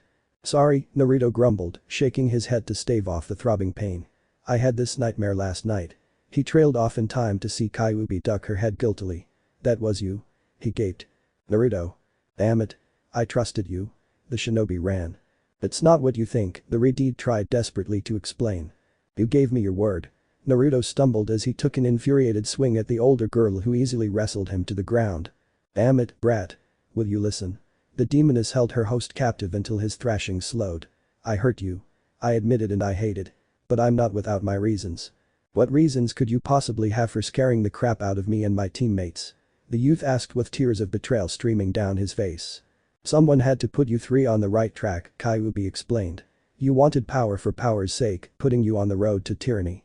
Hinata was infatuated with an image of you that led to blind obedience. And Ino's dislike of you would have tainted her actions to the point of obstinacy.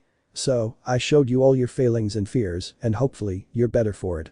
I hope you don't just expect me to roll over and forgive you. But your heart was in the right place so thanks, I guess, Naruto grunted. What about that thing we said, that calling? I'm not sure, Kyuubi admitted, running her S through his shining blonde hair. Spoken words are some of the oldest, most powerful magic around, but the spoken language has made it the most common. So you could have done something or nothing at all. The pair sat quietly as Naruto brooded on that answer. So, did you manage to make me tick any better? Actually, I did. And I found a couple of odd things. The vixen scrambled to her feet, pulling her charge quickly with her. One isn't so much a thing as a person. What the hell? I shouldn't have a third person in here. Heck, most normal people don't have 2. Naruto seemed confused as Kyuubi led him through the maze of corridors to an elegant double door. "She's in here, most likely," Kyuubi said, swinging the doors open to reveal a massive library. "Once I got her out from under all those chains, she started setting up this place." "Who exactly is she?" Naruto demanded. "My name is Libris."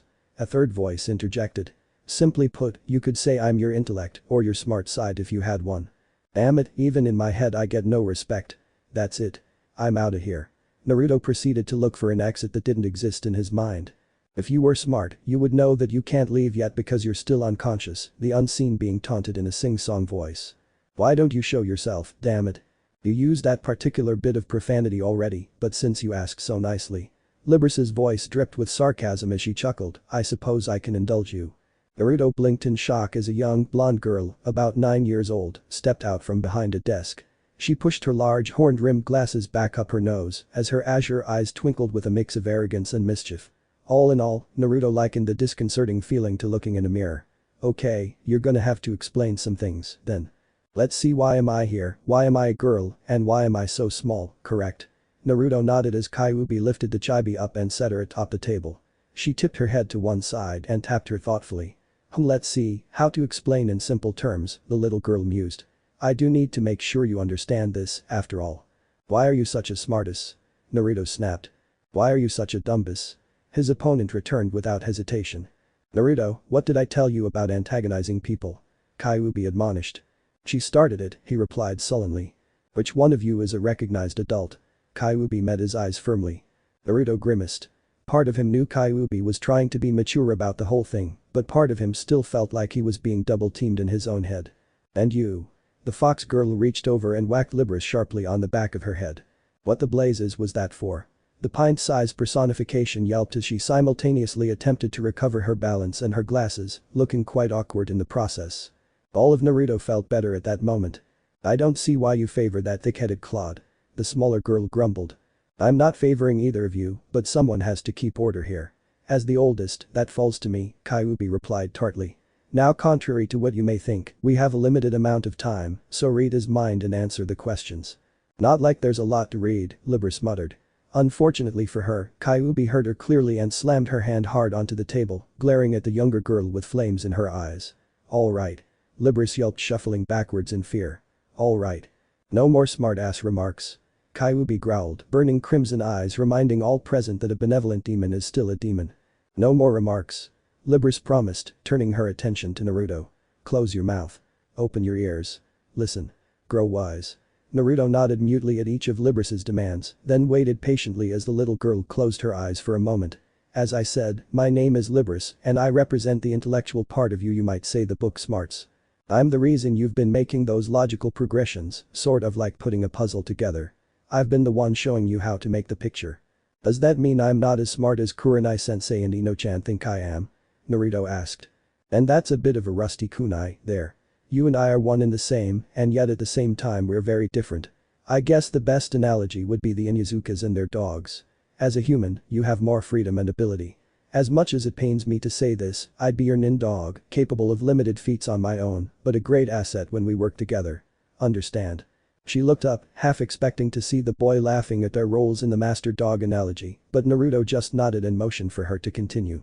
"As for my gender, I'm a girl because, subconsciously, you think that girls are smarter than boys." "No way." Naruto exclaimed. "I can't believe I'm saying this but yes way," Libris deadpanned. "Think, Naruto. All the smartest people in your life, the ones with the best grades at the academy. All of them are women, yes?" "Well, yeah, but what about the Hokage? He's the smartest person in the village and he's a guy, too." "You mean the same man who was defeated by a no?" the younger girl replied with a grin. "Face it, deep down you think girls are smarter. Hence me. As for my size, I hate to say it like this, but I'm small because you're stupid." Naruto growled in his, but resisted the desire to explode. "Please explain." He managed through tightly gritted teeth. "I'm your book smarts," Libris explained. "Normally I would have grown during your time at the academy, but because you ditched class so much, I'm not as mature as I would normally be." "Of course there is more to that," Kyuubi chimed in. "Do you recall that I mentioned finding Libris bound in chains?" The young shinobi nodded. "Those chains were representative of a ninja technique used on dangerous prisoners and violent hospital patients. It restricts part of the mind." Naruto frowned. "But who would want to do that to me? And why?" "Simple. By reducing the mind to simple functions, it makes the prisoner easier to handle because he or she is less capable of complex planning, Libris explained. Unfortunately, I have no way of knowing who did this to you, since it's a common technique for any shinobi traveling outside the village. Carrying on, I grow as you learn things. But I just read a huge bunch of books. You should be a giant. Not quite, Libra said. This is another one of those odd things. You did read a lot. Your clones did take in a lot of information. Can you remember clearly any knowledge you acquired last night or the proper way to apply that knowledge? Naruto scrunched his face up in thought, then shook his head. See now, you know a lot, but you haven't learned much. So as I learn to apply what I know, you'll grow. That makes sense. But what's the deal with the library? Bound or not, I've always been around collecting information. This library is the result of that collection. I guess you could say it represents what we all know, you, me and Kyuubi. Libris held up her hand to forestall Naruto's next question. But there's a problem that came from my binding, only bits and pieces of these books make any sense. That's part of my job as your intellect, making sense of all this. Am I always going to have you in my head? Naruto asked, half hopefully. No, not always. In time I'll mature enough to catch up with you, and then the young girl flushed a brilliant crimson. We'll merge. Just how Libris cut off the question abruptly. What has Kyuubi shown you? Libris blurted. Naruto pondered that information. Yes, you can do that here. Eventually, you'll merge the two of us into one being. I have no idea what will happen with Kyuubi. I don't recommend trying it without additional information. If you do it prematurely, we'll still merge, but your mind won't be at its fullest. Now can we please stop talking about this? A smaller girl pleaded. We will have to continue this another time, Kyuubi murmured. I still want to show Naruto the other oddity I found. Would you like me to come with you? Libris asked, arching an eyebrow. If you wish, though we will be making haste, the Redeed said in warning. Curse these short of mine, the younger girl mumbled. That on. Naruto crouched down with his back to Libris. What? The little personification gaped in shock. I'll carry you piggyback, Naruto said. I wanna see this thing, you wanna see it, and we're burning time we don't have. Hop on. Libris blinked in surprise as she slipped her arms loosely around Naruto's neck. Quickly the shinobi hooked his arms under her knees at the elbow, lacing his S together over his stomach. Kyuubi, lead the way. Kyuubi smiled and led the way out of the library as Naruto bobbed along at a gently rolling gait. Maybe his wisdom lies not in his head, but in his heart. The little girl thought with a smile as Kyuubi led them down the long flight of metal stairs. Sorry about this, Naruto. I haven't gotten around to installing the elevator yet, Kyuubi jokes. Although I do have some good news for you.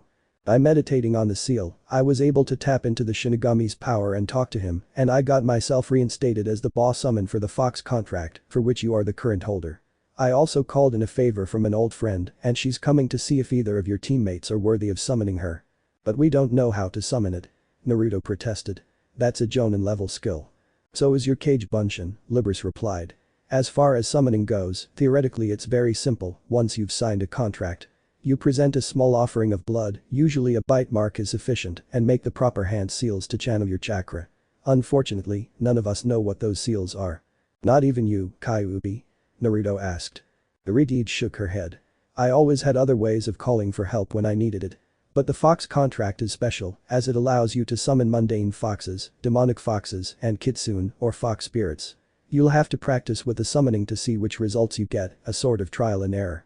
Although summoning demon foxes will be easier if you use my chakra, I suspect. What do you mean by your chakra? Naruto murmured. Come this way and I can show you, the Vixen stated, leading the way onto a long metal catwalk overlooking a series of 12 large storage tanks. These represent your chakra reserves, and the piping leading into and out from them represent your chakra coils. Most people only have access to a single store, so their reserves look something like a lake. Now, 10 of these are for my chakra, the largest one for my body, and the 9 smaller ones for my tails. The other 2 tanks are yours, but the contents of all the tanks are drastically different.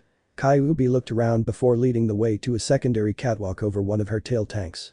Dip your hand in there. Naruto looked warily at the liquid in the tank. Is it safe? Of course it is, Naruto. My chakra is a part of you now. Kyuubi smiled sadly. That is one of the benefits of being my. Seeing her container's perplexed look, she continued her explanation. That's what they call those like you who hold a demon within their bodies. The literal definition is power of a human sacrifice, Libris explained, on account that you are no longer simply a human being, but also a living prison. So the villagers are right? Naruto asked sadly. I'm just a demon. Hardly, Kyuubi scoffed. Those foolish humans are mistaking the container for the contents. You aren't a demon until you start to produce sufficient quantities of your own, or demonic chakra. Which should be impossible for a human, even with my presence. But that is an explanation for another time, something we are sorely lacking. With that, she gestured back to the tank before them, and the blonde obligingly dipped his hand in. It feels weird, like jelly, he commented, rubbing the viscous fluid through his S. Can I do ninjutsu with your chakra? Yauki, Kyuubi corrected absently. And yes, you can, but they may react oddly. Yauki is very powerful, so you get, as you humans say, more bang for your Ryo. It will also make them inherently unstable, so tread with caution. Over here is your human chakra. Kyuubi said, leading the way to another tank filled with a deep blue fluid. These tanks are huge. Naruto observed dryly. Of course. You constantly train to exhaustion, and that is the best way to expand your reserves. Of course, I did help a little. You can't honestly expect to squeeze something as powerful as me into something as small as you and not expect it to swell at the sides. Your chakra coils and reserves literally grew around me, the fox girl preened. Aren't we modest? Libris quipped as Naruto crouched over the railing and trailed his hand through the mysterious fluid. What do you think? It's still thick, but much thinner than. The blonde youth stood careful not to dislodge his small passenger. The consistency reminds me of oil. But if you have 10 tanks and I have this one, what is that one? He pointed to the last vat. That Kyuubi smiled as she led the way to the end of the catwalk where a ladder descended to the base of the tanks, is the mystery. This is the fastest way down, and I don't know how much time we have left until you wake up, so move fast, she added as she descended the ladder. Naruto watched until his tenant had climbed 3/4 of the way down before swinging over the side and bracing his feet against the ladder's rails. Hang on tight, okay. Libris nodded grimly, tightening her grip on her mount's neck and locking her feet firmly about his middle. Satisfied, the blonde boy shifted his hands from rung to rail and began to slide, picking up speed as the pair descended. Kyuubi, sensing Naruto's intent, hurried down a few more rungs and then dropped to the ground. Scant moments after she landed, she stepped back and caught the other two as they landed. "Good hustle," Kyuubi said, leading Naruto over to the base of the tanks. "This is the weird thing we've all been dying to understand," she said, pointing to a large mechanism sitting between the tank of Naruto's chakra and his mysterious 10th tank. A length of pipe coming out of either side connected the two as the device hummed merrily along. "I can't tell what it is because you're the first human I've been sealed in, but I think it may represent some kind of bloodline ability." "I have a bloodline." "Maybe," Kyuubi said. "If so, I have no idea what it's supposed to do. I just managed to get it running last night, aside from a brief turnover the night we met." "Wait a second," Naruto murmured, narrowing his eyes. "The morning after we met, I found an Anbu Kunoichi in bed with me." "Well, that is odd," Kyuubi replied, tapping her chin in thought. "The two might be related, somehow. Anyway, as near as I can tell, all this does make more chakra." Seeing her host's confused look, she elaborated, "It doesn't actually make chakra, but it transforms your normal chakra into something different." "So I have 2 different types of chakra," Naruto mused, already looking for an edge. "Can I use them both for my ninjutsu?" "You can," Kyuubi said carefully, "but I don't see why you'd want to. The second chakra is much thinner than normal and, I can only presume, weaker than the original." "How do you know that?" "Well, there's a little valve on the side here, I guess a pressure release or something. Crack it open a bit and see for yourself." Kyuubi gestured to the mechanism in question, and Naruto obligingly twisted the handle, letting a dime-sized drop fall into his palm. "Well, it is lighter." Naruto murmured, rubbing the watery fluid with the thumb of his opposite hand. Suddenly a shiver ran down his spine. "Oh my. Are you alright, Naruto?" Libris asked. Yeah," he said shakily, looking down at the faded speck of silver.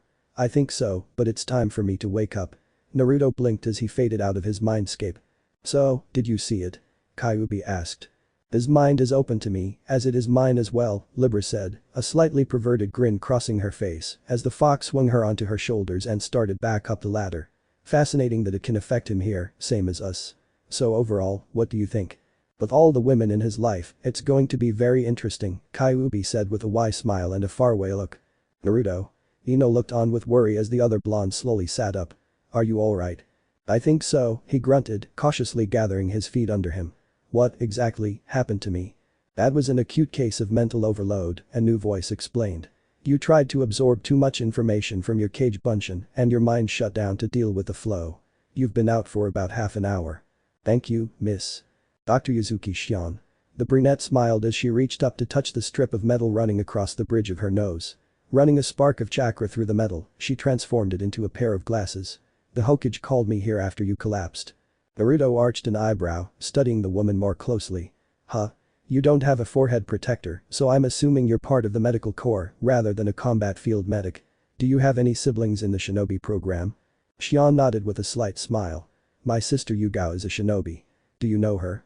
I've heard that name in passing, so maybe. Naruto gave her his usual sunny grin, then turned to Sarutobi. So, what exactly happened, old man? The Kage Bunshin is an incredibly powerful technique with two major flaws, the Hokage explained, lighting his pipe and opening a window. First is the fact that the user distributes all of their chakra evenly between the original and all of their clones. Creating one clone divides your chakra in half, two splits it 3 ways, and so on. Now, how many clones did you leave at the library last night? I don't know, Naruto said, casually scratching the back of his head. A couple hundred, maybe. Jaws dropped and eyebrows rose. Xian summed up everyone's thoughts nicely. You split your chakra over 200 ways, and you're still alive. Are you sure you're a genin? I've got large reserves for my age, I guess, Naruto shrugged. I mean, I felt a little dip in my reserves after I made all those clones, but I was still okay to make it back here from the library. We're going to have to find a way to burn off all your chakra one of these days and find out your limit.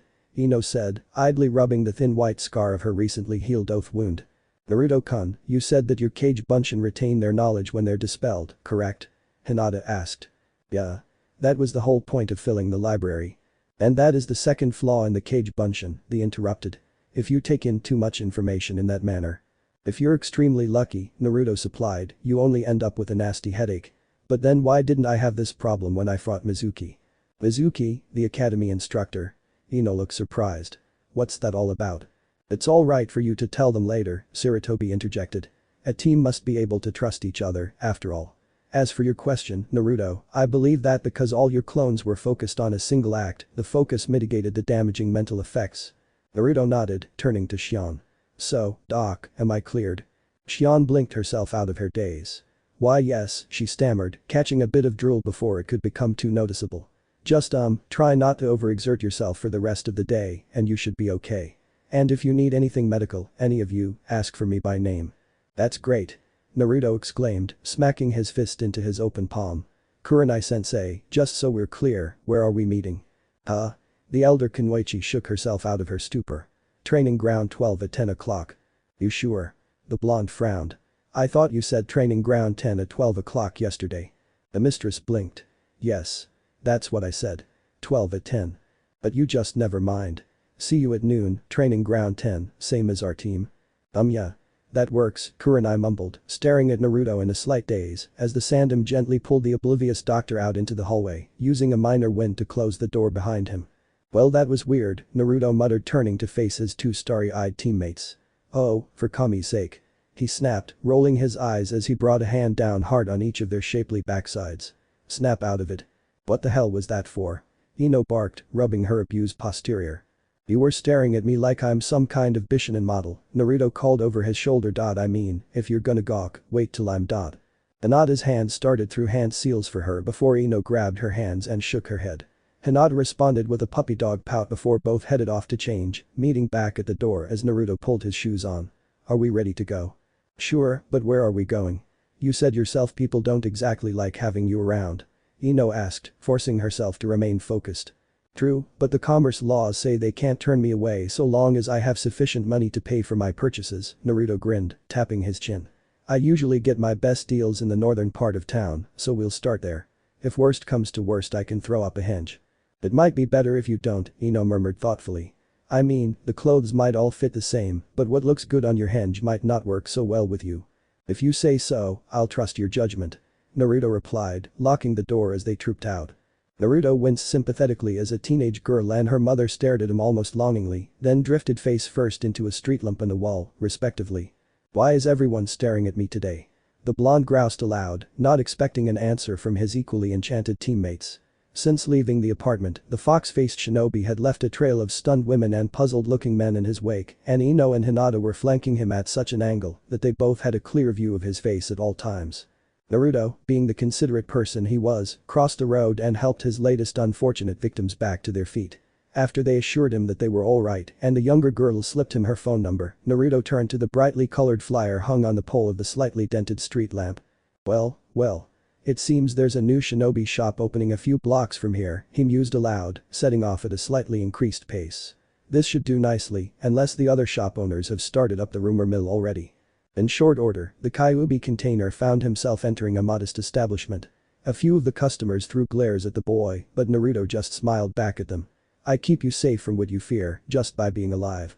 So if you want to hate me if it helps you sleep at night, he thought grimly. Me, I'll just keep smiling. Welcome to Dodoji's grand opening extravaganza. The dark-haired teenage girl chirped, interrupting Naruto's thoughts. What can I help you with today?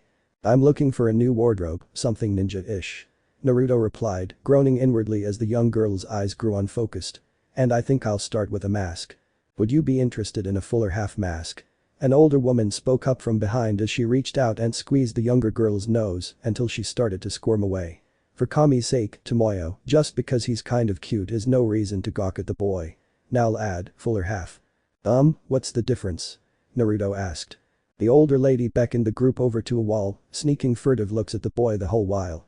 A full mask is commonly what the Anbu wear, so named for the obvious fact that it conceals the entire face.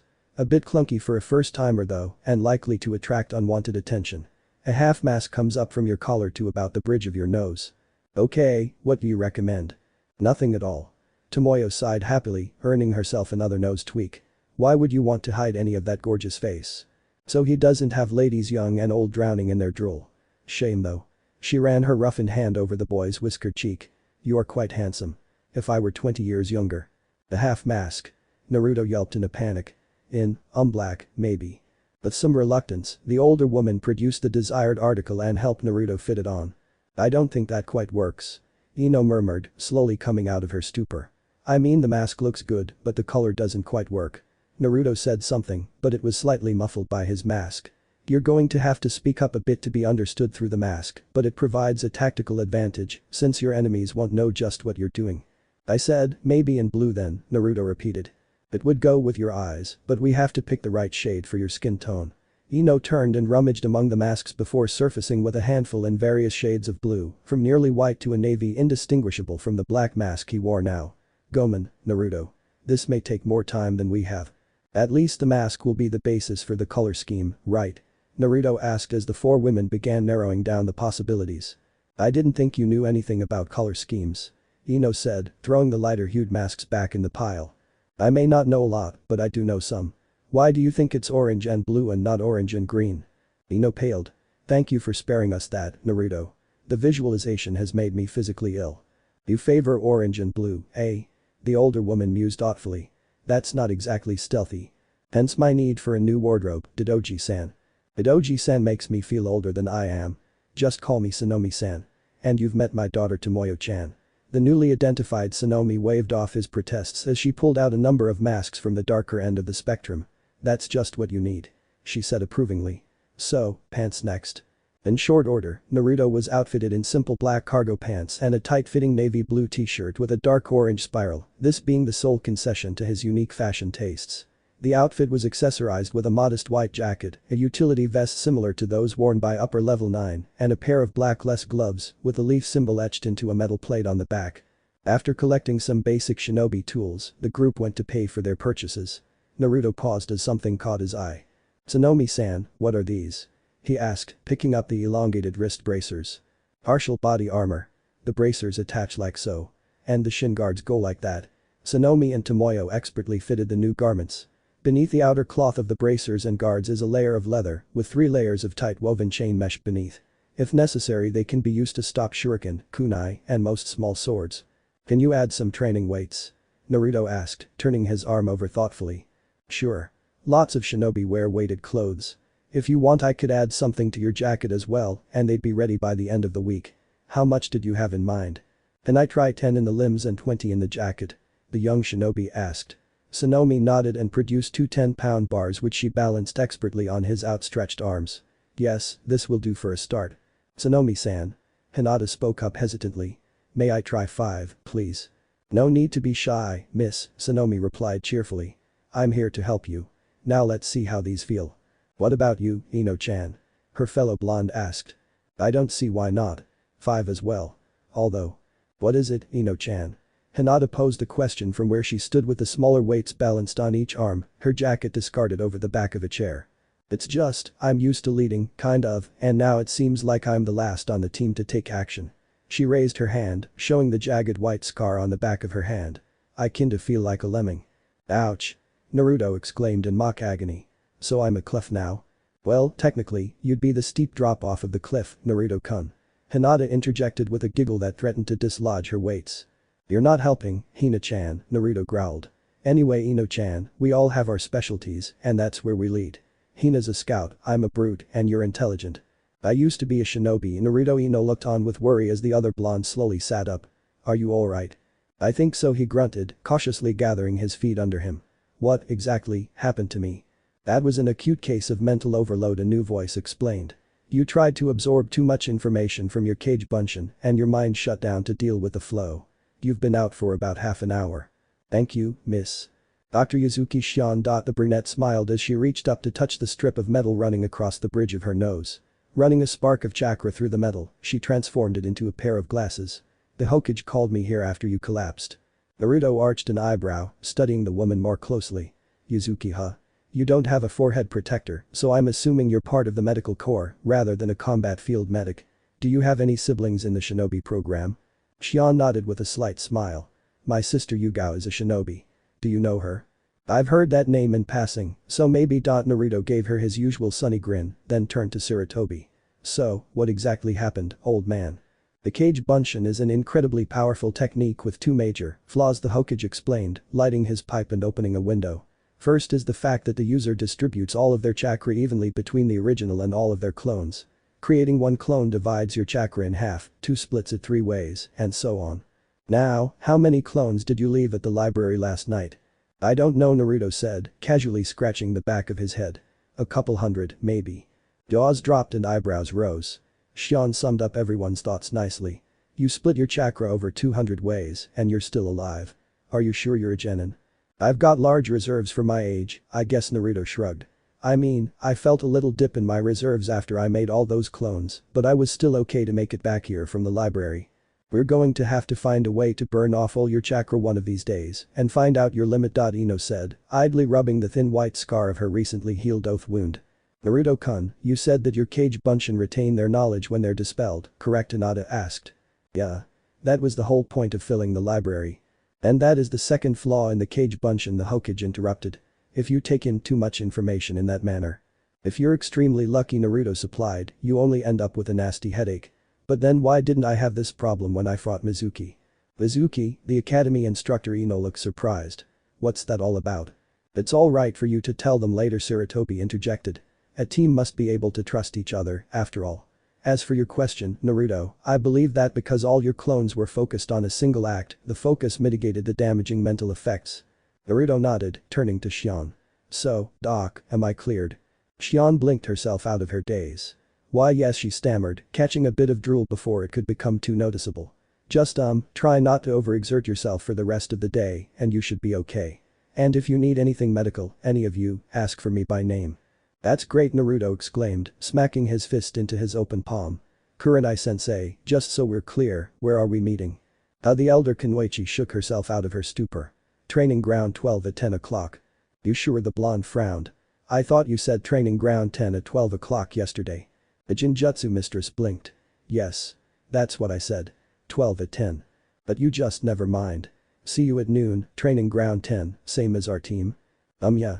That works, Kurenai mumbled, staring at Naruto in a slight daze as the Sandom gently pulled the oblivious doctor and Jonin out into the hallway, using a minor wind jutsu to close the door behind him. Well, that was weird, Naruto muttered, turning to face his two starry-eyed teammates. Oh, for Kami's sake, he snapped, rolling his eyes as he brought a hand down hard on each of their shapely backsides. Snap out of it. What the hell was that for? Ino barked, rubbing her abused posterior. You were staring at me like I'm some kind of bishinin model, Naruto called over his shoulder. I mean, if you're gonna gawk, wait till I'm naked. Hinata's hand started through hand seals for her Byakugan before Ino grabbed her hands and shook her head. Hinata responded with a puppy dog pout before both headed off to change, meeting back at the door as Naruto pulled his shoes on. Are we ready to go? Sure, but where are we going? You said yourself people don't exactly like having you around. Ino asked, forcing herself to remain focused.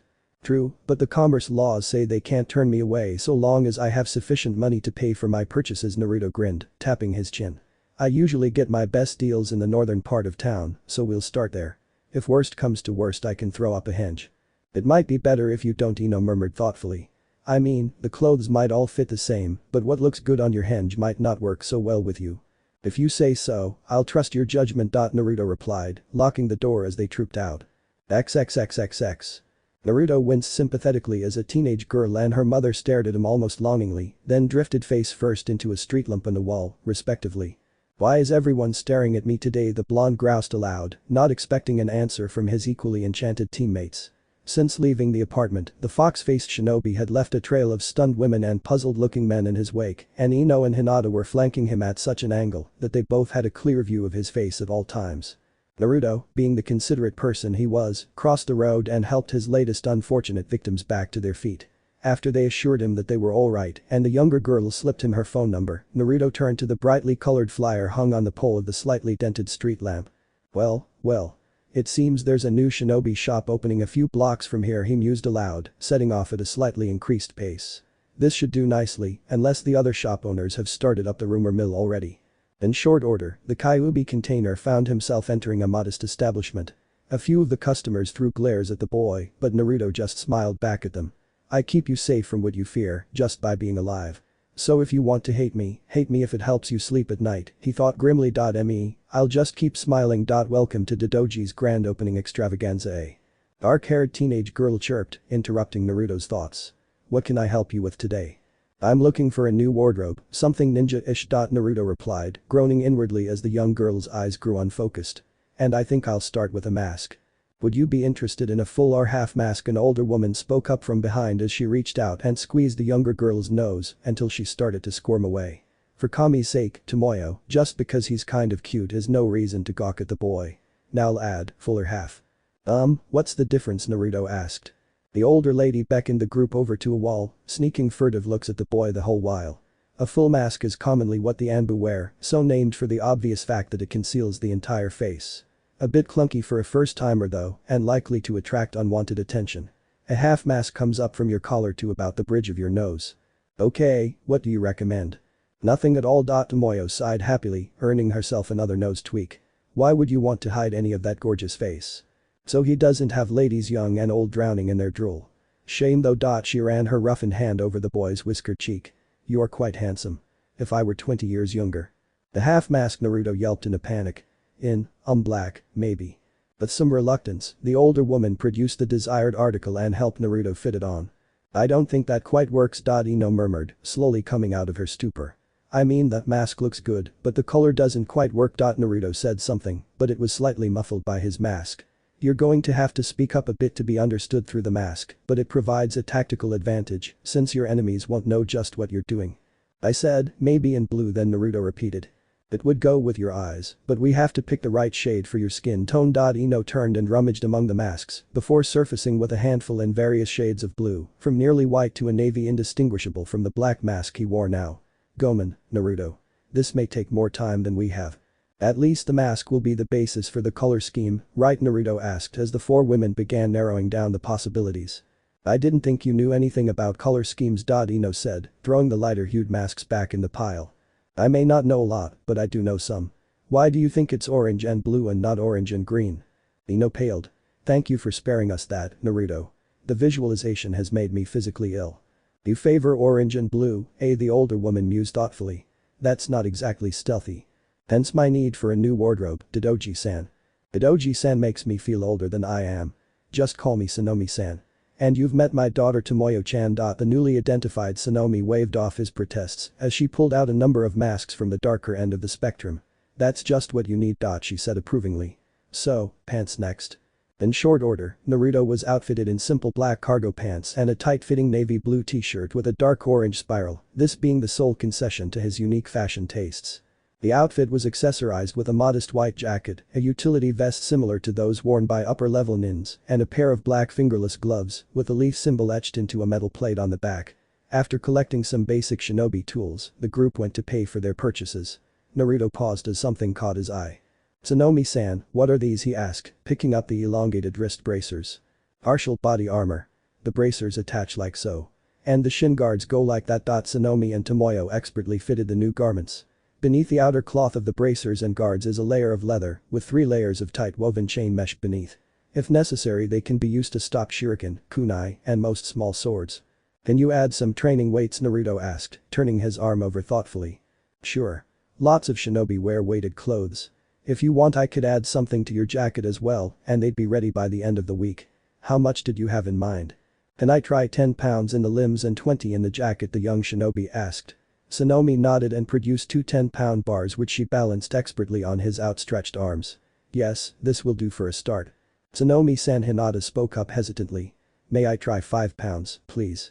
No need to be shy, Miss Sonomi replied cheerfully. I'm here to help you. Now let's see how these feel. What about you, Ino-chan? Her fellow blonde asked. I don't see why not. 5 pounds as well. Although. What is it, Ino-chan? Hinata posed a question from where she stood with the smaller weights balanced on each arm, her jacket discarded over the back of a chair.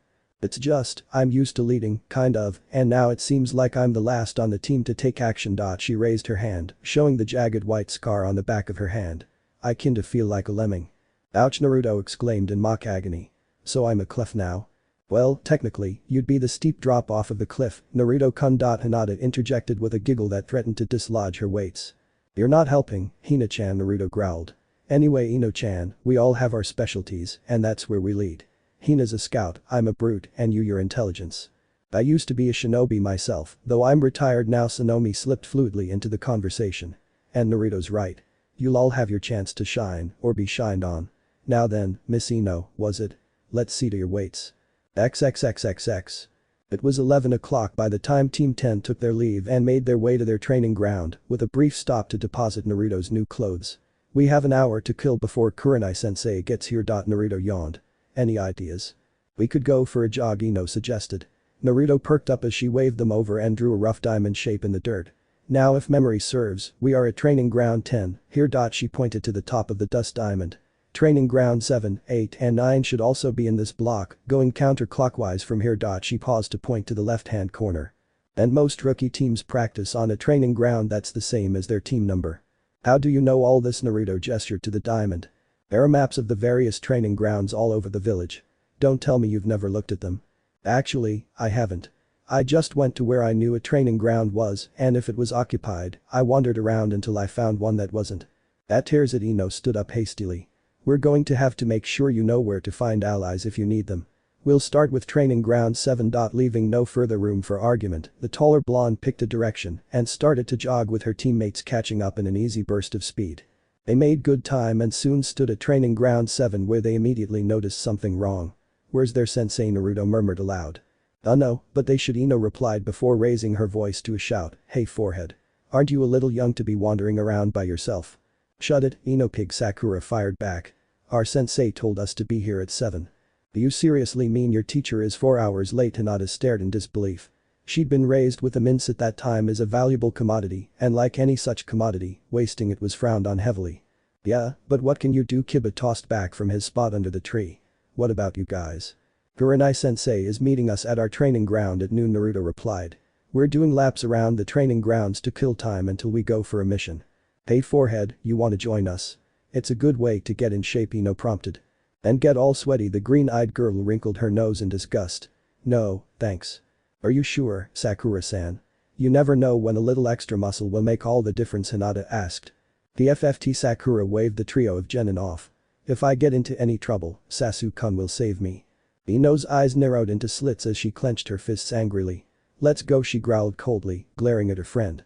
A real kunoichi doesn't wait to be saved. With that last scathing remark, Team 10 turned and resumed their jog, leaving a puzzled cherry blossom in their wake.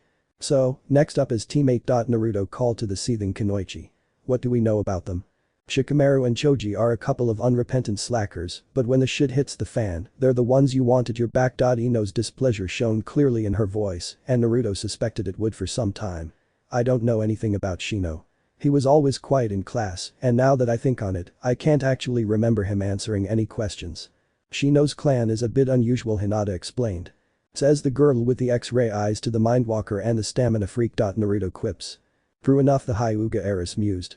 The Abiram clan has a symbiotic relationship with the Kikai insects that dwell in their bodies. I think I remember reading a bit about them last night, the blue-eyed shinobi mused. If I remember correctly, their insects feed on chakra. Right, Hinata confirmed. As such, those insects are an Abiram's primary means of attack. Naruto slowed as the trio approached teammates' training ground, arriving in time to see the three fresh genin rush an older bearded man, presumably their Jonin sensei, each holding a pair of kunai as the younger men tried to get inside their sensei's guard. Naruto and the girls watched breathlessly as Choji and Shino forced the man's arms wide while Shikamaru charged in and pressed the point of a kunai into either side of Asuma's Adam's apple.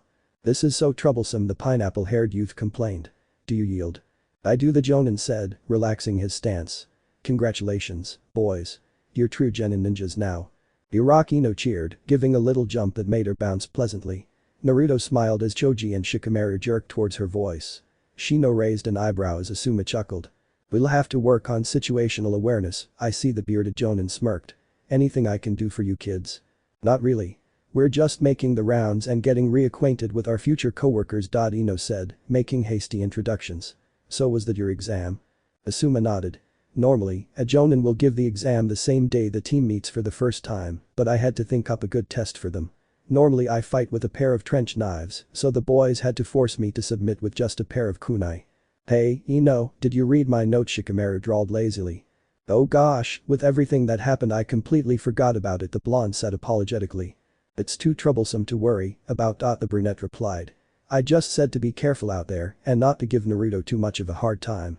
I'm still waiting to see him in action, but he's got potential." Ino shrugged. "At least he looks like a shinobi, now." "He does," at that Shika agreed. "You guys should get going, though. We might see you around for missions." "We might," at that Ino giggled, bowing respectfully before jogging away. "Next stop, training ground 9." Naruto said. "This is the team Iruka said was in circulation from last year." "Niji Niasen." Hinata murmured worriedly. "You know something?" Hinata. Ino looked over at her teammate. "I think Team 9 is my cousin Niji's team," Hinata explained. "He doesn't like me much." "That's too bad," Naruto said, cracking his knuckles. "I didn't want to have to smack down a fellow Konoha shinobi before lunch, but those are the breaks." Naruto-kun. Hinata seemed aghast at the concept of her longtime crush fighting her cousin. "You don't understand." "No, Hina-chan, you don't understand. You're mine, the both of you." Ino's head whipped around in surprise at that declaration. "And just as much, I am yours. I don't care if he's your cousin or your father or the fourth Hokage fresh out his grave. Nobody makes my girls sad." Naruto said with a firm nod of his head. "Not even me, okay? If I do something boneheaded, don't be afraid to tell me. Please, Naruto-kun, if he says anything let it slide," Hinata begged. "Just for today." Naruto turned to answer when he backed into a brunette kunoichi, taking the pair down in a messy tangle of limbs and cloth. "I'm sorry about that." The blonde hastily untangled himself and helped the other girl back to her feet. "I wasn't paying attention. Are you alright?" "Why don't you watch where you're going, you jerk?" the bun-haired girl said snidely. "Excuse me," Naruto said, starting to burn his admittedly short fuse. "I remember you from class." The girl smirked. "Always goofing around and pulling stupid tricks. It's a wonder you actually managed to graduate." "So you remember me, huh?" Naruto huffed, looking casually down at the ground. "I wish I could say I have the same honor, but I don't like to lie to a lady." Naruto raised his head, his trademark vulpine grin spreading across his face. "You cocky little bastard." The kunoichi took a wide swing which Naruto casually blocked before stepping inside her guard and getting in her face. "Listen sister, I don't know what crawled up your cute little ass this morning, but I didn't do anything wrong. My name is Tenten, not sister, and you ran me over." The brunette kunoichi yelled back. "You're in the middle of a dirt path," Naruto countered, jabbing her sharply in the chest. "I helped you up. I apologized for knocking you down. I asked if you were okay." Each accusation was punctuated by another heavy poke to Tenten's chest, the last of which sent her staggering backwards. "I don't know why you're such a bitch, but you owe me an apology for your behavior." "Don't hold your breath, Uzumaki," Tenten snapped back. "It'll be a cold day in hell before I ever apologize to you.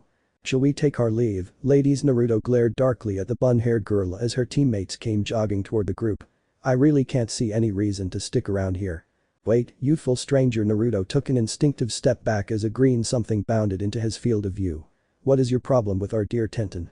"Well, mister." The blonde trailed off, hoping for something to identify the crazy green genin in front of him. "Ah. You wish to know my name? Is it not good manners to first offer your own?" "Never had much need for manners myself." Naruto shrugged. "The name's Uzumaki Naruto. I am Konoha's beautiful green beast." "Rock Lee," the boy exclaimed, causing the others to recoil away from the sheer volume. Now my youthful friend, I ask you again, what is the nature of your fight with our Kunoichi teammate? Your girl has an attitude problem, Naruto said coolly, and a distinct lack of appreciation for common courtesy. My apology, Tenten. Don't hold your breath, Uzumaki. The older Kunoichi smirked with sickening sweetness. Or better yet, do. You're just a regular barrel of sunshine, aren't you? Naruto growled, spinning on his heel and beckoning to the girls. Tenten threw a last angry glare before stalking back to the training grounds, her teammates following quickly behind. Ino gave the retreating trio a brutal glare. Hinata, on the other hand, seemed transfixed by the other girl's swaying ass. I would hit that like the fist of an angry kami, she murmured softly. Ino and Naruto stopped and stared as Hinata's ever-present blush reached nuclear status and she hurried away, back to their own training ground. After they arrived, the trio was silent for a long while before Naruto spoke. So, Hina-chan, care to explain? It's nothing really. All my life, my clansmen have drummed into me that I'm expected to produce an heir, and I clearly like boys, if my attraction to Naruto-kun is anything to go by. Still, I can't help but wonder about you know. Sounds like you're bi-curious, Ino clarified. Interesting. I don't know about all that, but I know what I like, Hinata replied, gazing back in the direction of her cousin's training ground. And I think I like that very much. Indeed, Naruto murmured in agreement, picturing Tenten's swing backside in his mind. I'm not too crazy about her attitude, though. Glad to see you've been getting to know the other teams. Kurenai said as she appeared in a swirl of leaves. Naruto, nice clothes. You look like a shinobi should. Ready for your first D-rank mission. The young shinobi nodded and set off for the Hokage Tower.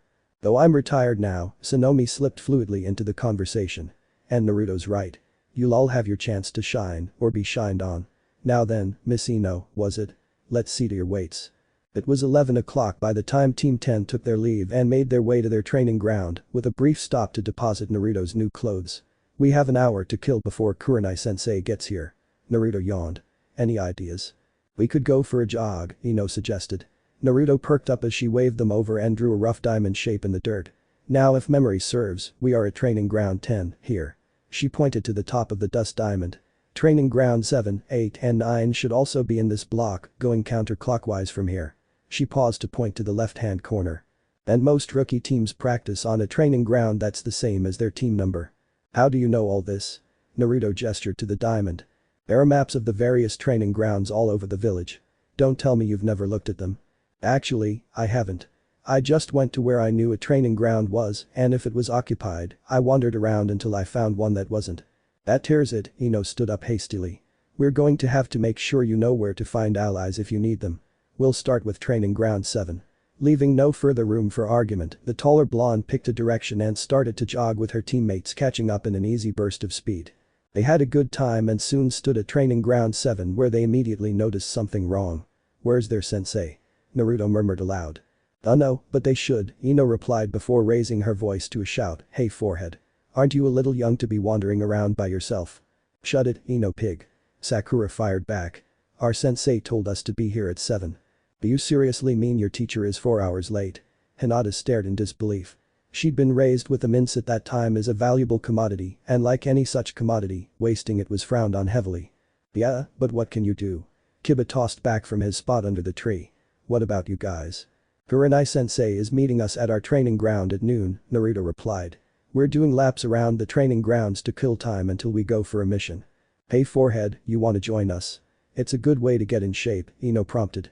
And get all sweaty? The green-eyed girl wrinkled her nose in disgust. No, thanks. Are you sure, Sakura-san? You never know when a little extra muscle will make all the difference, Hinata asked. The FFT. Sakura waved the trio of genin off. If I get into any trouble, Sasu-kun will save me. Ino's eyes narrowed into slits as she clenched her fists angrily. Let's go, she growled coldly, glaring at her friend. A real kunoichi doesn't wait to be saved. With that last scathing remark, Team 10 turned and resumed their jog, leaving a puzzled cherry blossom in their wake. So, next up is Team 8. Naruto called to the seething kunoichi. What do we know about them? Shikamaru and Choji are a couple of unrepentant slackers, but when the shit hits the fan, they're the ones you want at your back. Ino's diss shone clearly in her voice, and Naruto suspected it would for some time. I don't know anything about Shino. He was always quiet in class, and now that I think about it, I can't actually remember him answering any questions. Shino's clan is a bit unusual, Hinata explained. Says the girl with the X-ray eyes to the mindwalker and the stamina freak. Naruto quips. True enough, the Hyuga heiress mused. The Aburam clan has a symbiotic relationship with the insects that dwell in their bodies. I think I remember reading a bit about them last night, the blue-eyed shinobi mused. If I remember correctly, their insects feed on chakra. Right, Hinata confirmed. As such, those insects are Aburam's primary means of attack. Naruto slowed as the trio approached teammates' training ground, arriving in time to see the three fresh genin rush an older bearded man, presumably their Jounin sensei, each holding a pair of kunai as the younger men tried to get inside their sensei's guard. Naruto and the girls watched breathlessly as Choji and Shino forced a man's arms wide while Shikamaru charged in and pressed the point of a kunai into either side of Asuma's Adam's apple. "This is so troublesome," the pineapple-haired youth complained. "Do you yield?" "I do," the said, relaxing his stance. "Congratulations, boys. You're a true genin ninja now. You rock." Ino cheered, giving a little jump that made her bounce pleasantly. Naruto smiled as Choji and Shikamaru jerked towards her voice. Shino raised an eyebrow as Asuma chuckled. "We'll have to work on situational awareness, I see," the bearded smirked. "Anything I can do for you kids?" "Not really. We're just making the rounds and getting reacquainted with our future co-workers," Ino said, making hasty introductions. "So was that your exam?" Asuma nodded. "Normally, I will give the exam the same day the team meets for the first time, but I had to think up a good test for them. Normally I fight with a pair of trench knives, so the boys had to force me to submit with just a pair of kunai." "Hey, Ino, did you read my note?" Shikamaru drawled lazily. "Oh gosh, with everything that happened I completely forgot about it," the blonde said apologetically. "It's too troublesome to worry about," the brunette replied. "I just said to be careful out there and not to give Naruto too much of a hard time. I'm still waiting to see him in action, but he's got potential," Ino shrugged. "At least he looks like a shinobi, now." "He does that," Shika agreed. "You guys should get going, though. We might see you around for missions." "We might," at that, Ino giggled, bowing respectfully before jogging away. "Next stop, training ground 9. Naruto said. "This is the team Iruka said was in circulation from last year." "Niji Niasen," Hinata murmured worriedly. "You know something, Hinata?" Ino looked over at her teammate. "I think Team 9 is my cousin Niji's team," Hinata explained. "He doesn't like me much." "That's too bad," Naruto said, cracking his knuckles. "I didn't want to have to smack down a fellow Konoha shinobi before lunch, but those are the breaks." "Naruto-kun." Hinata seemed aghast at the concept of her long-time crush fighting her cousin. "You don't understand." "No, Hina-chan, you don't understand. You're mine, the both of you." Ino's head whipped around in surprise at that declaration. "And just as much, I am yours. I don't care if he's your cousin or your father or the fourth Hokage fresh out of his grave. Nobody makes my girl sad," Naruto said with a firm nod of his head. "Not even me, okay? If I do something boneheaded, don't be afraid to tell me." "Please, Naruto-kun, if he says anything let it slide," Hinata begged. "Just for today." Naruto turned to answer when he backed into a brunette kunoichi, taking the pair down in a messy tangle of limbs and cloth. "I'm sorry about that," the blonde hastily untangled himself and helped the other girl back to her feet. "I wasn't paying attention. Are you alright? Why don't you watch where you're going, you jerk?" the bun-haired girl said snidely. "Excuse me?" Naruto said, starting to burn his admittedly short fuse. "I remember you from class." The girl smirked. "Always goofing around and pulling stupid tricks. It's a wonder you actually managed to graduate." "So you remember me, huh?" Naruto huffed, looking casually down at the ground. "I wish I could say I have the same honor, but I don't like to lie to a lady." Naruto raised his head, his trademark vulpine grinning across his face. "You cocky little bastard." The kunoichi took a wide swing which Naruto casually blocked before stepping inside her guard and getting in her face. "Listen sister, I don't know what curled up your cute little ass this morning, but I didn't do anything wrong. My name is Tenten, not sister, and you ran me over." The brunette kunoichi yelled back. "You're in the middle of a dirt path." Naruto countered, jabbing her sharply in the "I helped you up. I apologized for knocking you down. I asked if you were okay." Each accusation was punctuated by another heavy poke to Tenten's, the last of which sent her staggering backwards. "I don't know why you're such a bitch, but you owe me an apology for your behavior." "Don't hold your breath, Uzumaki." Tenten snapped back. "It'll be a cold day in hell before I ever apologize to you. Shall we take our leave, ladies?" Naruto glared darkly at the bun-haired girl as her teammates came jogging toward the group. "I really can't see any reason to stick around here." "Wait, youthful stranger." Naruto took an instinctive step back as a green something bounded into his field of view.